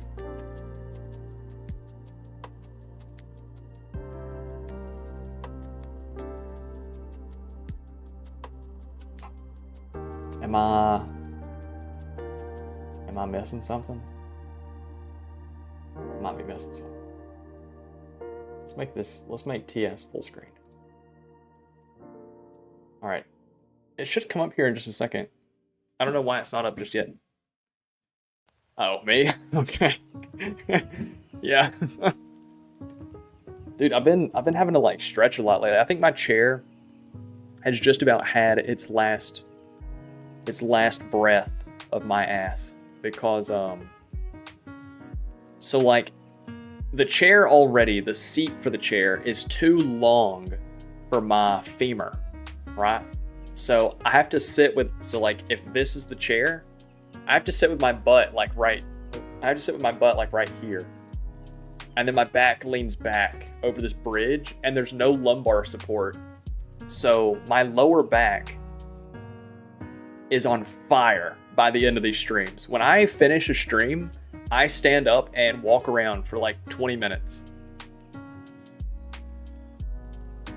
This chair sucks. And I think all of the padding where I sit is mostly crushed down. So if you could imagine, the seat of my chair looks like my thumb, right? Like I sit in this little cup and then I've got all this padding right here that my thighs sit on top of. Shit pisses me off. But I don't want to buy a new chair because I think I get like decision paralysis about it. Because what if I don't get a chair that's comfortable? And then I'm out $100 and I'm still stuck with a chair that fucks me, right? But on the other hand, what if I get like, what if I don't spend enough? What if I get a chair that has like tiers, right? Like you can spend like $120 and get an okay chair, but you can spend $140 and get one with extra padding. And I spend like the $120 and I'm like, oh, this chair's awesome. If only I would have got the $140 one, right? And then I'm like, well, shit. I do work, and this is kind of like my whole thing, right? So, do I just get a Herman Miller? Do I just spend $12K on a chair? And then I'm reminded, no, I can't do that. I can't do that. It's like, what am I doing, right? You know, what am I doing? Got a $65 ergo mesh chair from Walmart, and it's great. I've been looking at an ergo chair. I think ergo is what I want because of how adjustable it is. You get to build it to you.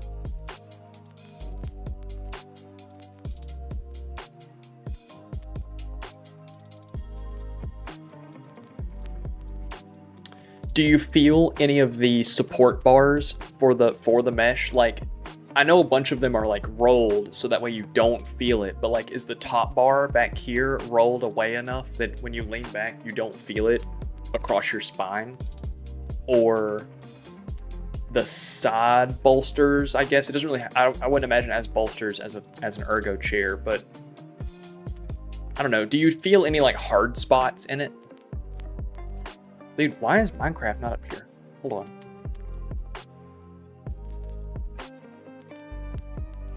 Chalky, do you want to play Dying Light? Let me try and... Why is this... Lock in game.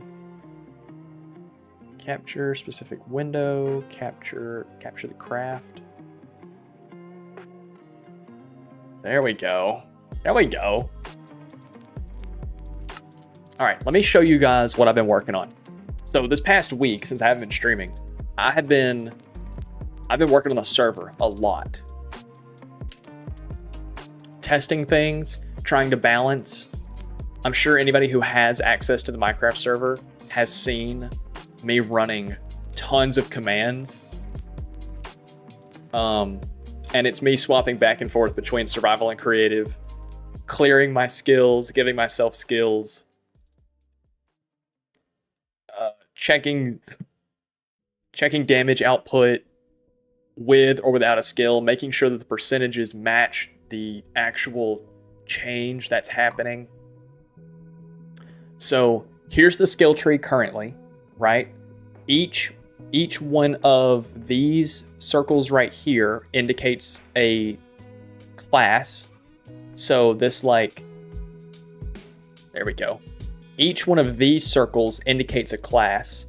And then you can see as it goes out, you get your subclass divisions. Right? So this, like the little split right here, and then it's subclass divides. And then as you go out, you get more specialized into that class. I haven't finished all of them yet because you can see I've only done Mage, Ranger, Warrior, Paladin. I'm pretty happy with it so far. So the Warrior class is pretty solid. The Warrior class is definitely one of those, I don't really care to do combat in the game, so just make my sword do more damage. Basically. That's basically what the Warrior class is, because Minecraft is kind of just a melee game. Ranger class has range mechanics. So let me come down here.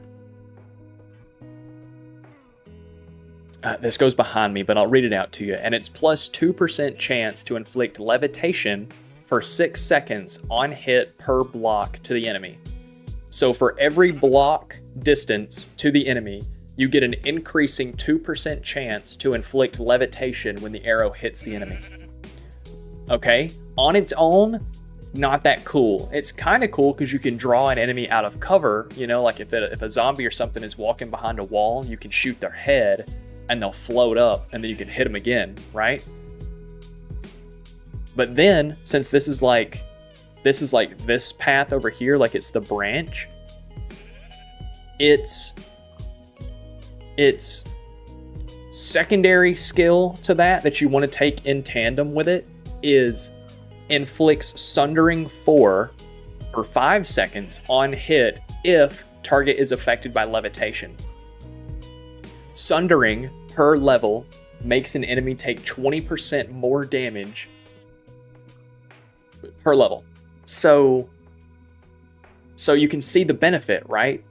This, by the way, this right-hand side of the Ranger class is all about range, is all about distance, right? So you're incentivized to shoot an enemy from distance to trigger the levitation, and then shoot them again from distance while they're in the air, which should be a harder shot because you have to adjust your aim, to then inflict sundering, which at level 4 makes them take 80% more damage. The sniper subclass, yeah, exactly. So then you have the left hand side of that class is all about draw speed and close range. So you get draw speed plus evasion, which is like a innate chance to just dodge damage entirely. Lifesteal, because you're probably going to eventually take damage up close. You get an extra roll, not roll cooldown, which is what the range class gets. You get an extra roll entirely, so you can stack them. So you can go into combat, dodge once, and while it's recharging, dodge again, and while it's recharging, dodge again. You get the little split right here is you get a plus 20% chance to inflict guided for 5 seconds on hit. So 1 in 5 of your shots is going to inflict guided. Guided is basically like a magnetism for arrows. So if my finger has the guided effect and I shoot here, the arrow gets to this area and still inflicts damage. It like turns in. The idea being that if you're close range, you're probably not going to be accurate all the time. So if you can hit a target once and then just kind of shoot at all, you'll still do damage. So it turns it into like kind of like a shotgun to where you can shoot near them and still damage them. But on top of that, because you get the if then. You get inflict bleeding for 10 seconds on hit if target is affected by guided. So not only are you able to shoot near an enemy to do damage, but once you shoot near an enemy to do damage and they've triggered that effect, you then inflict bleeding, so they just take passive damage until you can line up another shot to do it again.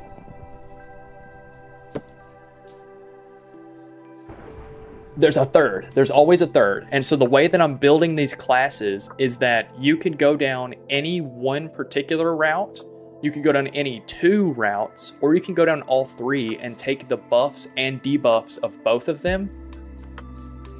And since it cost more skill points to unlock all three, it is the most powerful. It is the most powerful thing of every class to take all three trees.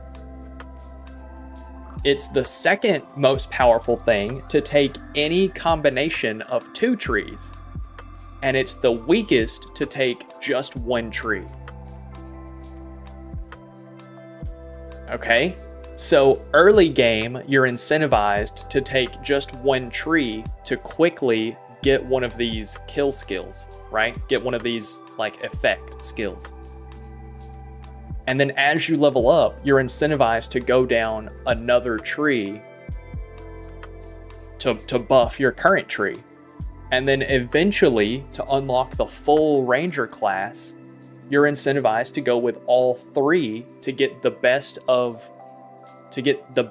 right? So I think I'm doing pretty good. I've tested out everything, and so far, the XP requirement to level that you are for each skill to level that you're fighting, I feel like I've balanced it pretty well so far.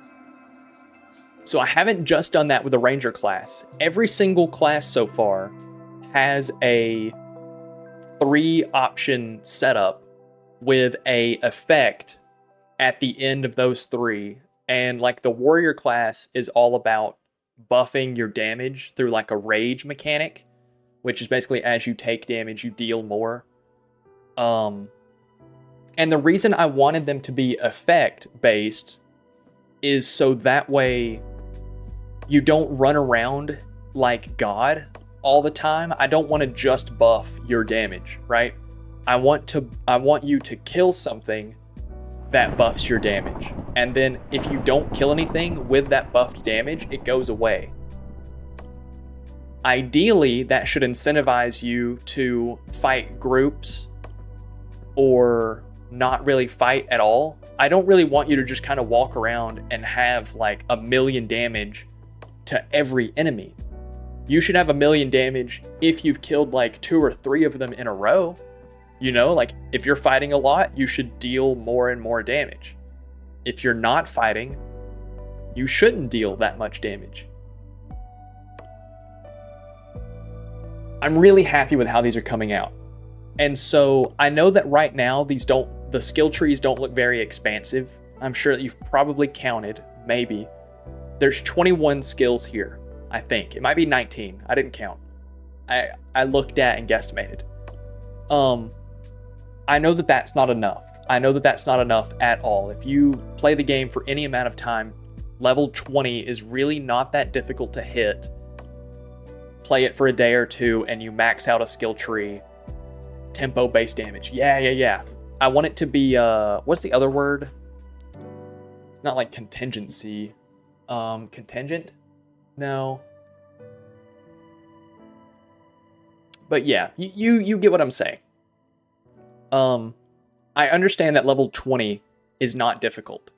So to go along with the reworked skill tree, I have reworked XP.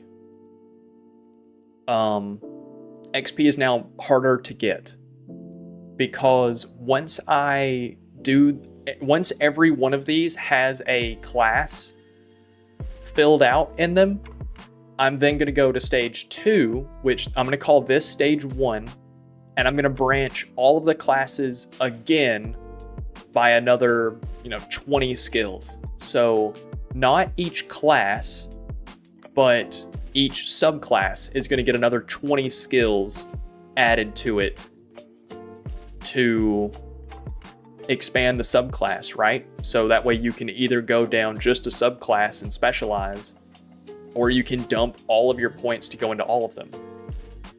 And I'm thinking, right, at around the level 50 mark, I'm thinking I'm going to allow players to go from the end of one of their skill trees and go back and select another skill tree that they would like to add on. So it's at the end of the game, right? At the end of your play session, you can have 2 skill trees. Any 2 skill trees that you want. If you want to farm to be level 400 and dump, 100 skill points into a tree and then dump 100 skill points into another tree, you can do that. If you farm and max out a skill tree and max out another, you will get to the end of that where you can pick another class and you can do it again and again and again. I'm not removing the ability for you to unlock every skill. If you want to grind and unlock every skill and still end up being a fucking godlike character, you can do that. It's just going to be way later in the game. But on the way there, you will get to experience the progression of each class. And I'm really happy with it. I'm really, really happy with it for how it is so far. I'm trying to figure out which is the next class I want to go down. Like, which one is the next one I want to make. So what I have left is Artificer, Alchemist, Warlock, Rogue, Assassin, and Occultist. The idea for these top classes is that the far left is magic, the far right is warrior, no magic. The warrior class does not have access to magic.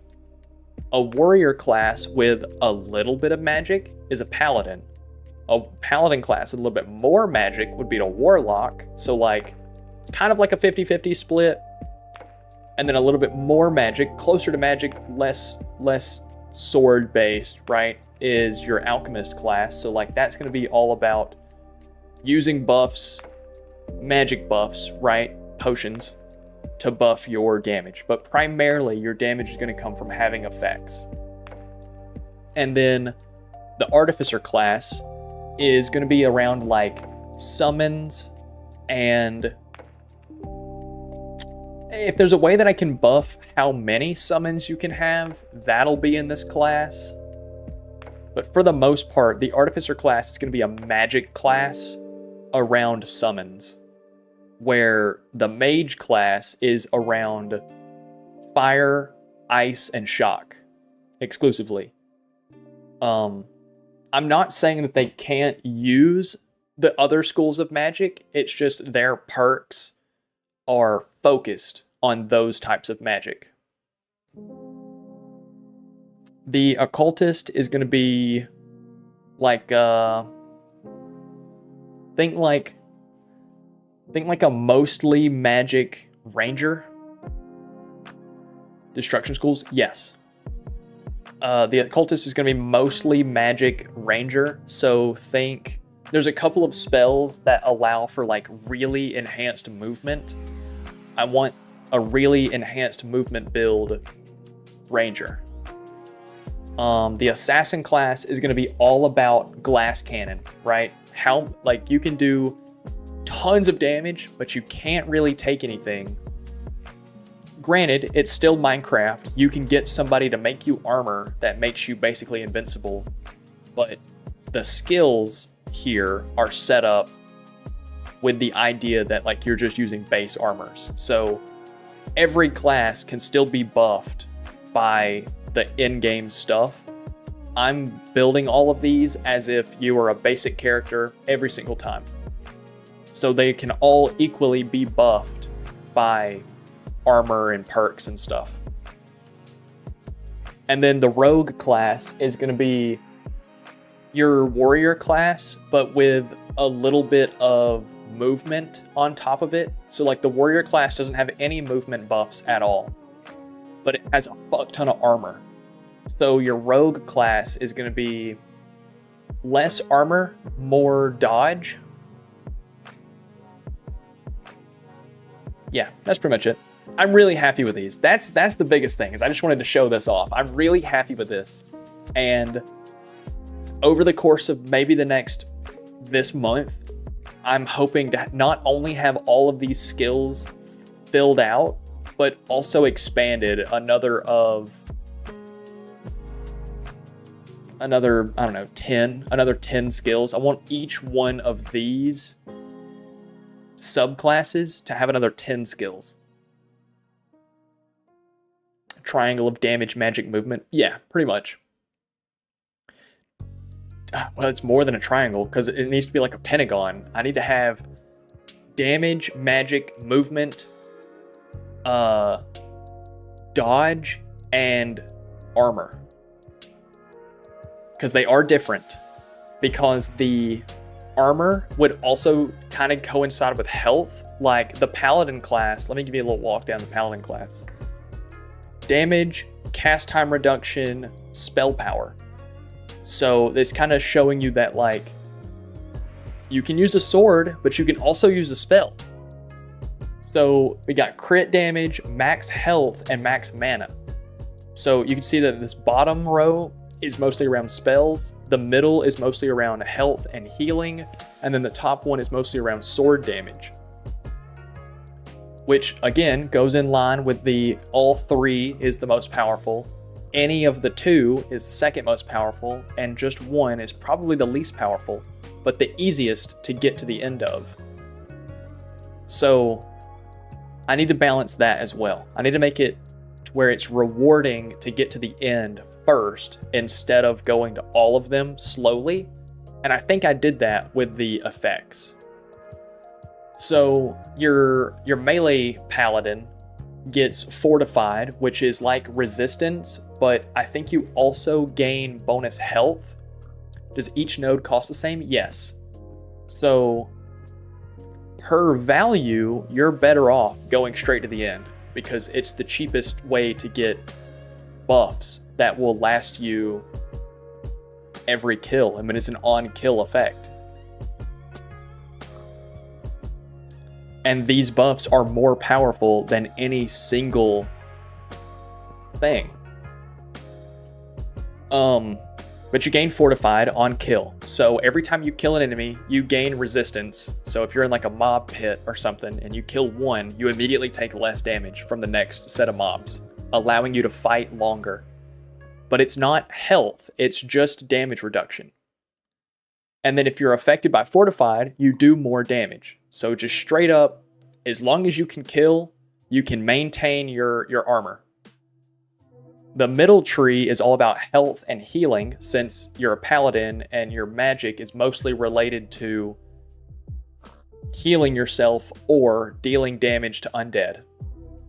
So you get regeneration on kill, and to go along with regeneration, if you're affected by regeneration, you do more damage to make you kill things faster to maintain your regen. So it makes some boss fights harder versus before. Right, because you're not going to be able to kill it as fast to get your on-kill effects. Which is why some of the magic stuff can affect groups. And I do plan on having like some support roles mixed into every single class to where you could buff each other. So playing with a group is incentivized for late game stuff. 5% chance to inflict rend on hit. Rend just makes enemies, I think, take more damage. So instead of weakness, where they deal less, or it's kind of like sundering. Maybe rend is not like sundering. I forget. I think rend might be reducing armor. Anyway, when I made this was one of the first classes I made. When I made this, the goal was to debuff the enemy. I just forgot exactly what that did. And then if they are debuffed, they get inflicted with Hellfire, which is just set on fire.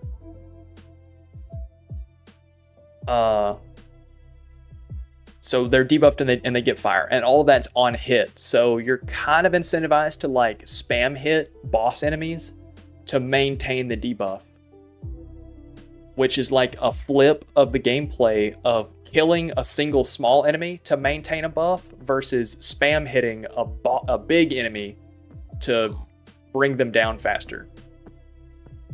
Have I made an incentive to going further out yet? Not yet. So one of the main things that I'm interested in doing to make it more of an incentive to going further out is like really boosting the requirements of... Yeah, okay, so there's new... Yeah, I forgot. I added new world generation. So everything that hasn't been discovered yet has a chance to have stuff that the current generated area does not have. One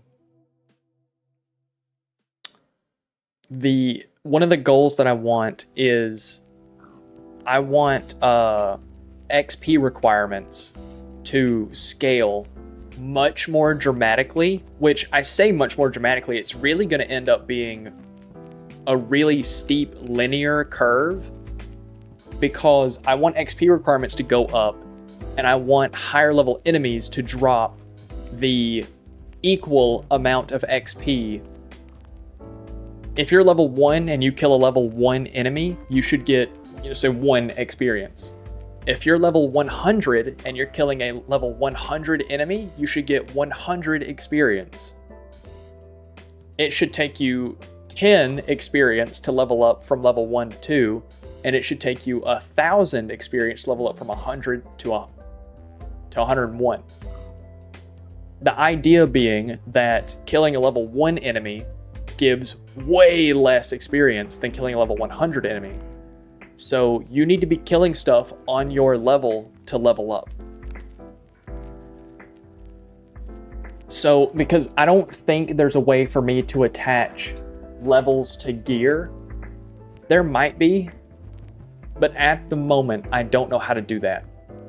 So, making it to where if you want to expand your skill tree, you have to go further out to unlock more of it, is currently the only thing I can think of gameplay loop wise to force you to go out. If I can figure out how to code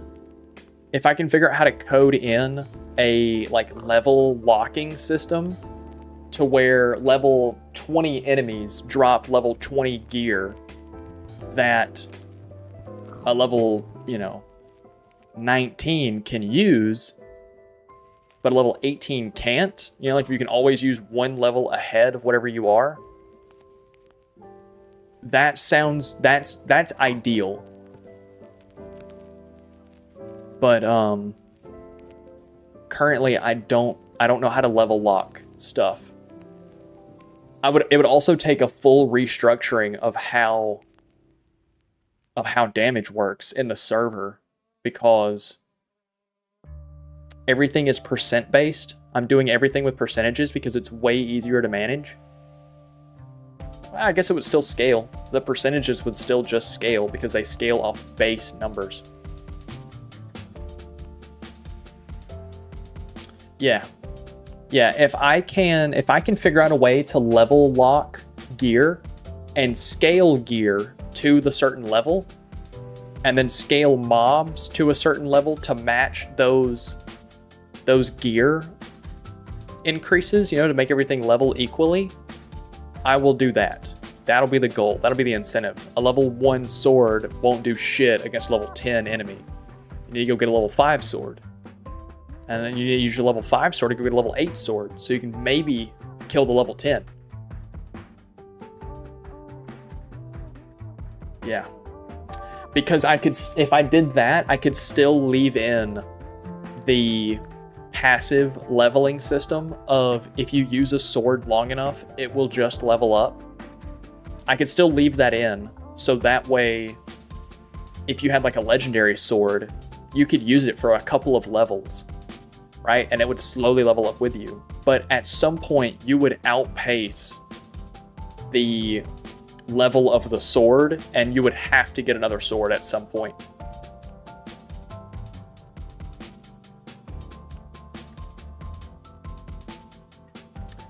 The only downside to that would be magic would become way less of a damage dealing ability, and it would become more of a utility skill. So I'd have to find a way to scale damage based on the level of your currently equipped gear. So like if you have all level 20 gear, then that needs to be as like a multiplier to the base number that magic scales off of. A good weapon only prolongs the upgrade. Correct. That's the idea. Yeah, I think I could probably code that in, but that'll be in the future because that's not my focus right now. My focus is getting this skill tree fleshed out enough that people can enjoy it, right? Like that you can enjoy it, because I don't know, the server without skills is very difficult to go out anywhere past like level 30. The server with the old skill set made it to where you could play for like 4 days and go out to level 200, no problem. At some point when I finish this and finish how XP works and then finish how leveling for gear works, if I ever do figure that out, I will probably... I don't guess it would affect already dropped items because there would be no way to attach an NBT tag to those. It would have to like happen as the item is generated. So everything that has dropped before that update would basically become obsolete, because everything after that would be scaled way higher than it. You know, like a sword with no level on it is only ever going to be as good as whatever level it roughly is. You can have each level up add, let's say, 100% damage, and then each level's mobs would get 100% health. This would force level matching. You're right, because if I had an 8 damage sword and you have an 8 damage or an 8 health mob, you're just doubling it. 16 damage for 16 health.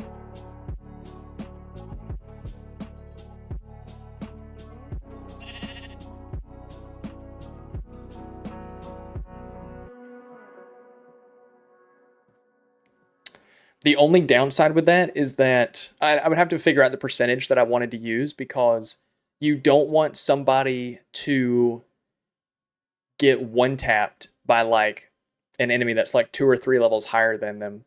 And you also don't want somebody to have literally no trouble at all killing something just a few levels below them. I'd have to figure out whatever percentage gives it a pretty broad bleed range of like, you could probably kill something up here, or that thing could probably kill you. I feel like a true double of everything would shrink that down to where like only things within your level, maybe one above, maybe one below, provide any sort of challenge. It's all gonna take a bunch of math to figure out. But right now, these skills are my focus. This is my focus, and by the end of the month, I want this finished. That's my goal. I want this finished by the end of the month. So that way, next month, I can focus on something else. Leveling requirements, probably.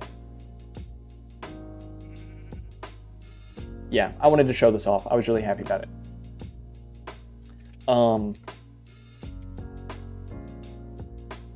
The levitation effect and the bonus damage off leveling or levitation is really cool.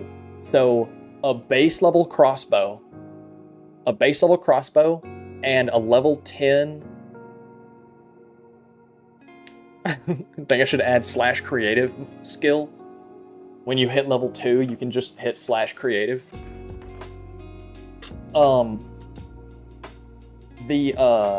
A base level crossbow, no enchantments, no gems, no nothing, and the full long range skill tree can like 5 hit a level 10 iron golem. A level 10 iron golem, by the way, has 160 damage or health points. If you go off, or okay, if you're close range with the crossbow, it takes like 15 hits. If you step back and deal damage from afar to levitate the iron golem and then deal damage to it while it's in the air, you can like 5 hit it. It's perfect. It's exactly what I wanted it to be, and it's a sniper class.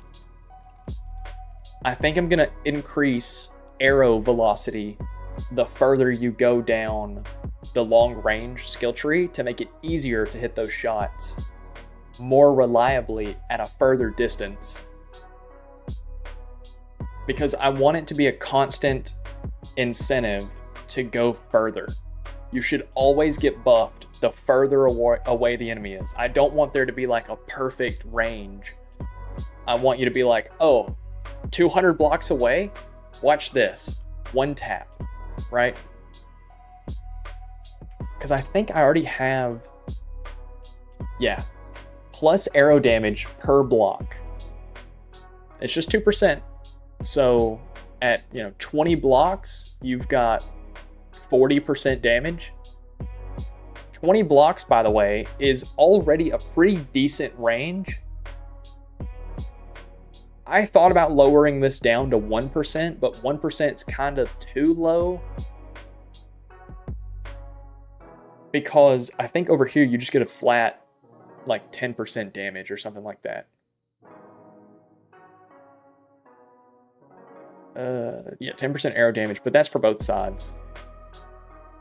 Anyway, 1% seemed too low because... Bear with it, it's loading.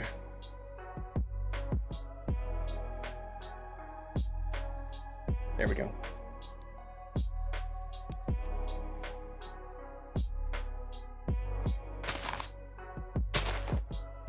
So...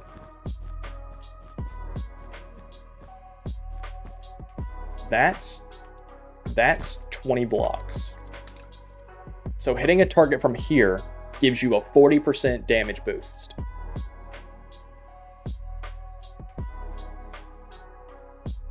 And you lose 2% for every block the mob gets closer to you. In actual gameplay, that's good. I think that's pretty good. Because to get this same buff with 1%, you would have to shoot an enemy this far away. To get that same buff, you'd have to shoot an enemy that far away. And in regular Minecraft gameplay, you're not doing that. You're just not. Like, yeah, you can hit that just fine.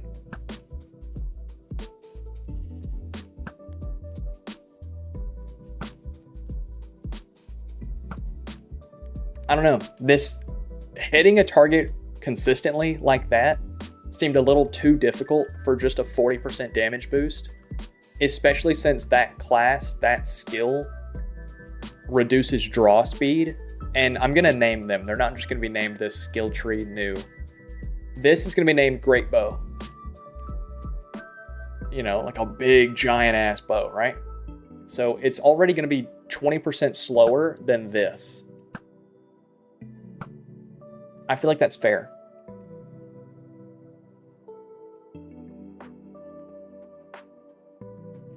One shot no scoping the Ender Dragon because it's kind of far away. Yeah, I would like to see that. I would like to see that. That's kind of the goal, right? If you if you are going into that skill tree and there's an enemy like the dragon flying around and it's far away and you shoot the bow and get the shot, you should be rewarded for that, not just the same amount of damage that would be done to it if it was at the ground sitting still and you were just shooting it, right? You should be rewarded.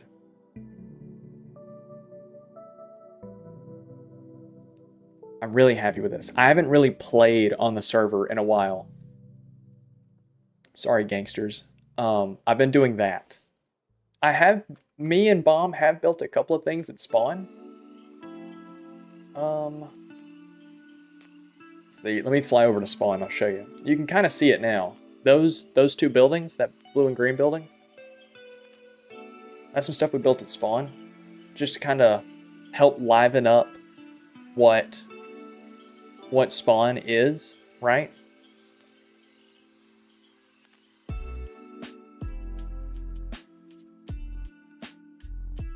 See, we'll just fly around like this. I really enjoy this. I think this is lovely. This is how you'll see it from like a gameplay perspective.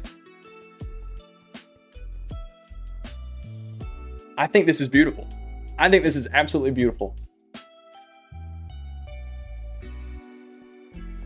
And we also built a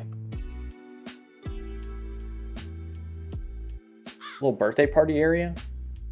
Little birthday party area. And there's a bounce castle, you know?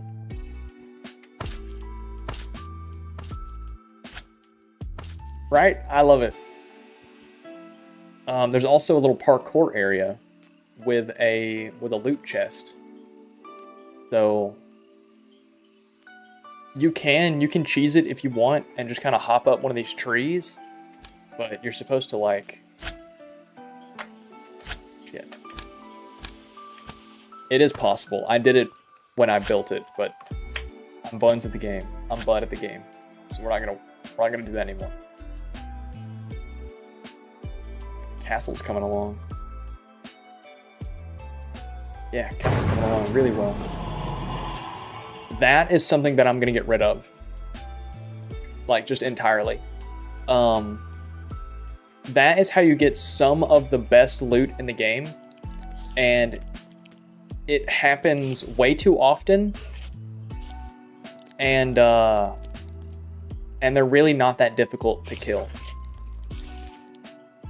I don't like these. As well as the noise that they make, the end portal generating. I don't like it. It's very immersion breaking when you're having a nice relaxing time like this and you hear bah. I don't like it. Let's see, what else? Oh, we have our first NPC.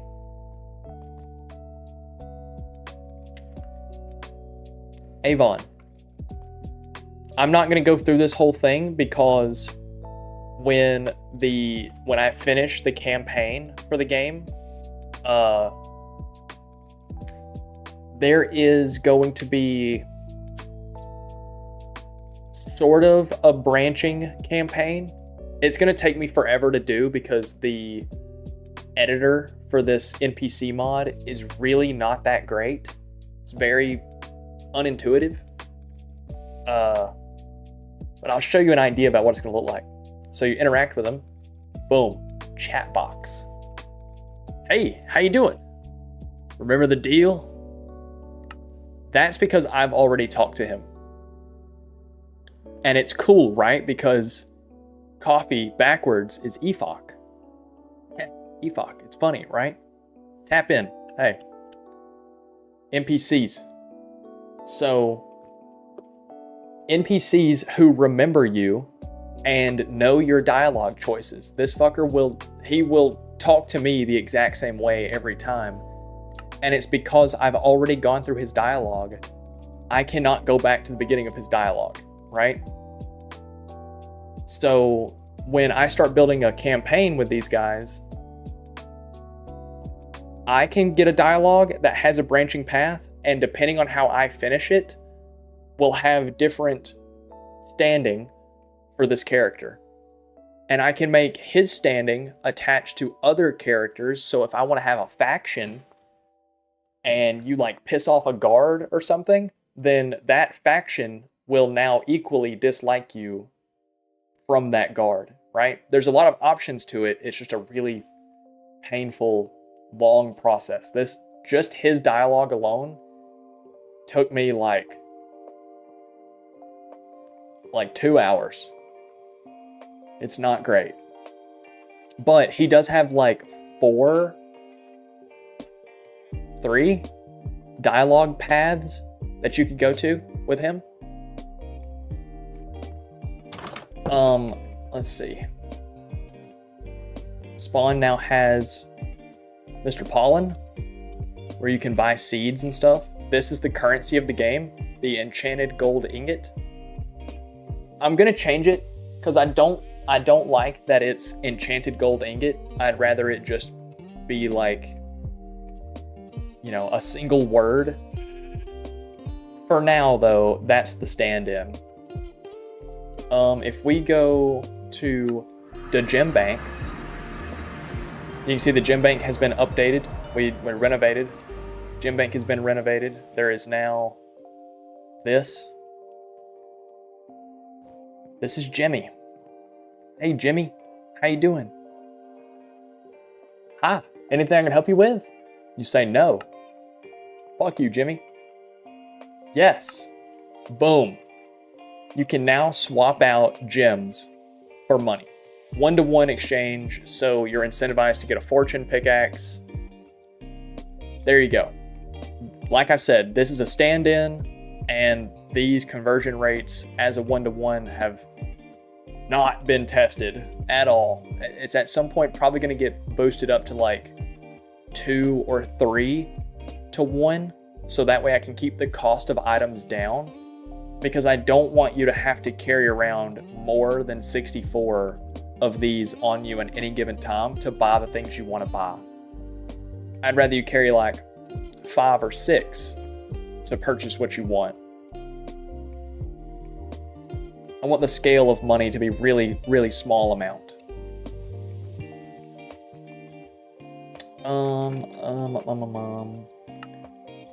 Chirpy's Inn and Diners.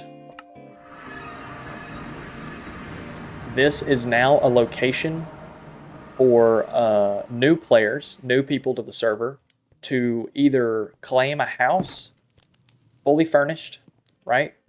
But it does come with storage. So if you want to come just claim a house, you don't want to build or anything, you just want to play the game, here, you come claim a house, you got storage, it's decorated, it's pretty, it's yours, right?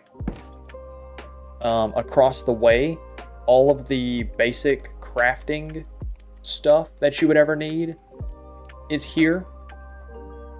All of this is the work of Bomb. So, you know, if you need anything, it's right across from you. Just make sure that you maintain it. This is for somebody who just wants to either focus on building their own thing way out somewhere and they need a home base for the time being. It's for somebody who doesn't give a fuck about building at all and just wants to explore, collect, and just kind of hang out with people. This is your place. And it's not far from Spawn. I'm pretty happy with this. She decorated all the houses with an individual color, so you can kind of pick your vibe, right?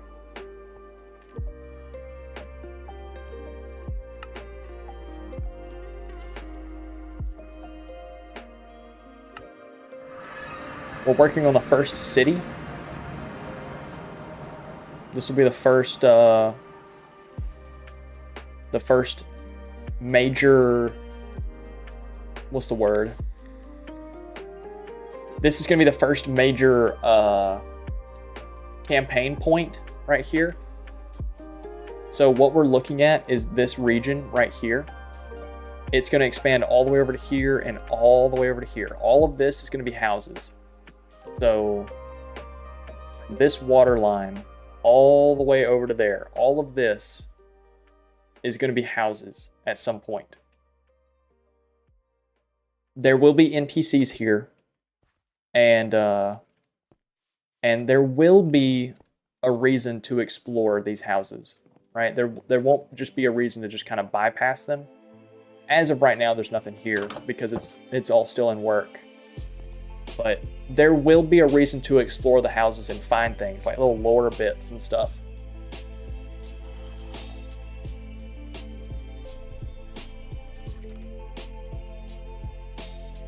Yeah. I'm very excited with this. I'm very excited about what is to come of the Minecraft server. Gamers, it's been about 2.5 hours, and nearly an hour of it was talking about Minecraft. I think I'm about streamed out. I will be in, let's look at that sunrise.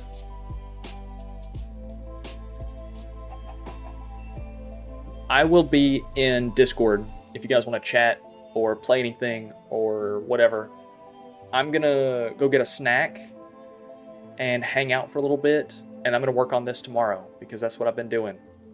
So I'm gonna work on this and then I'll stream again. I'm gonna try and get back to streaming. I just needed a break. Okay.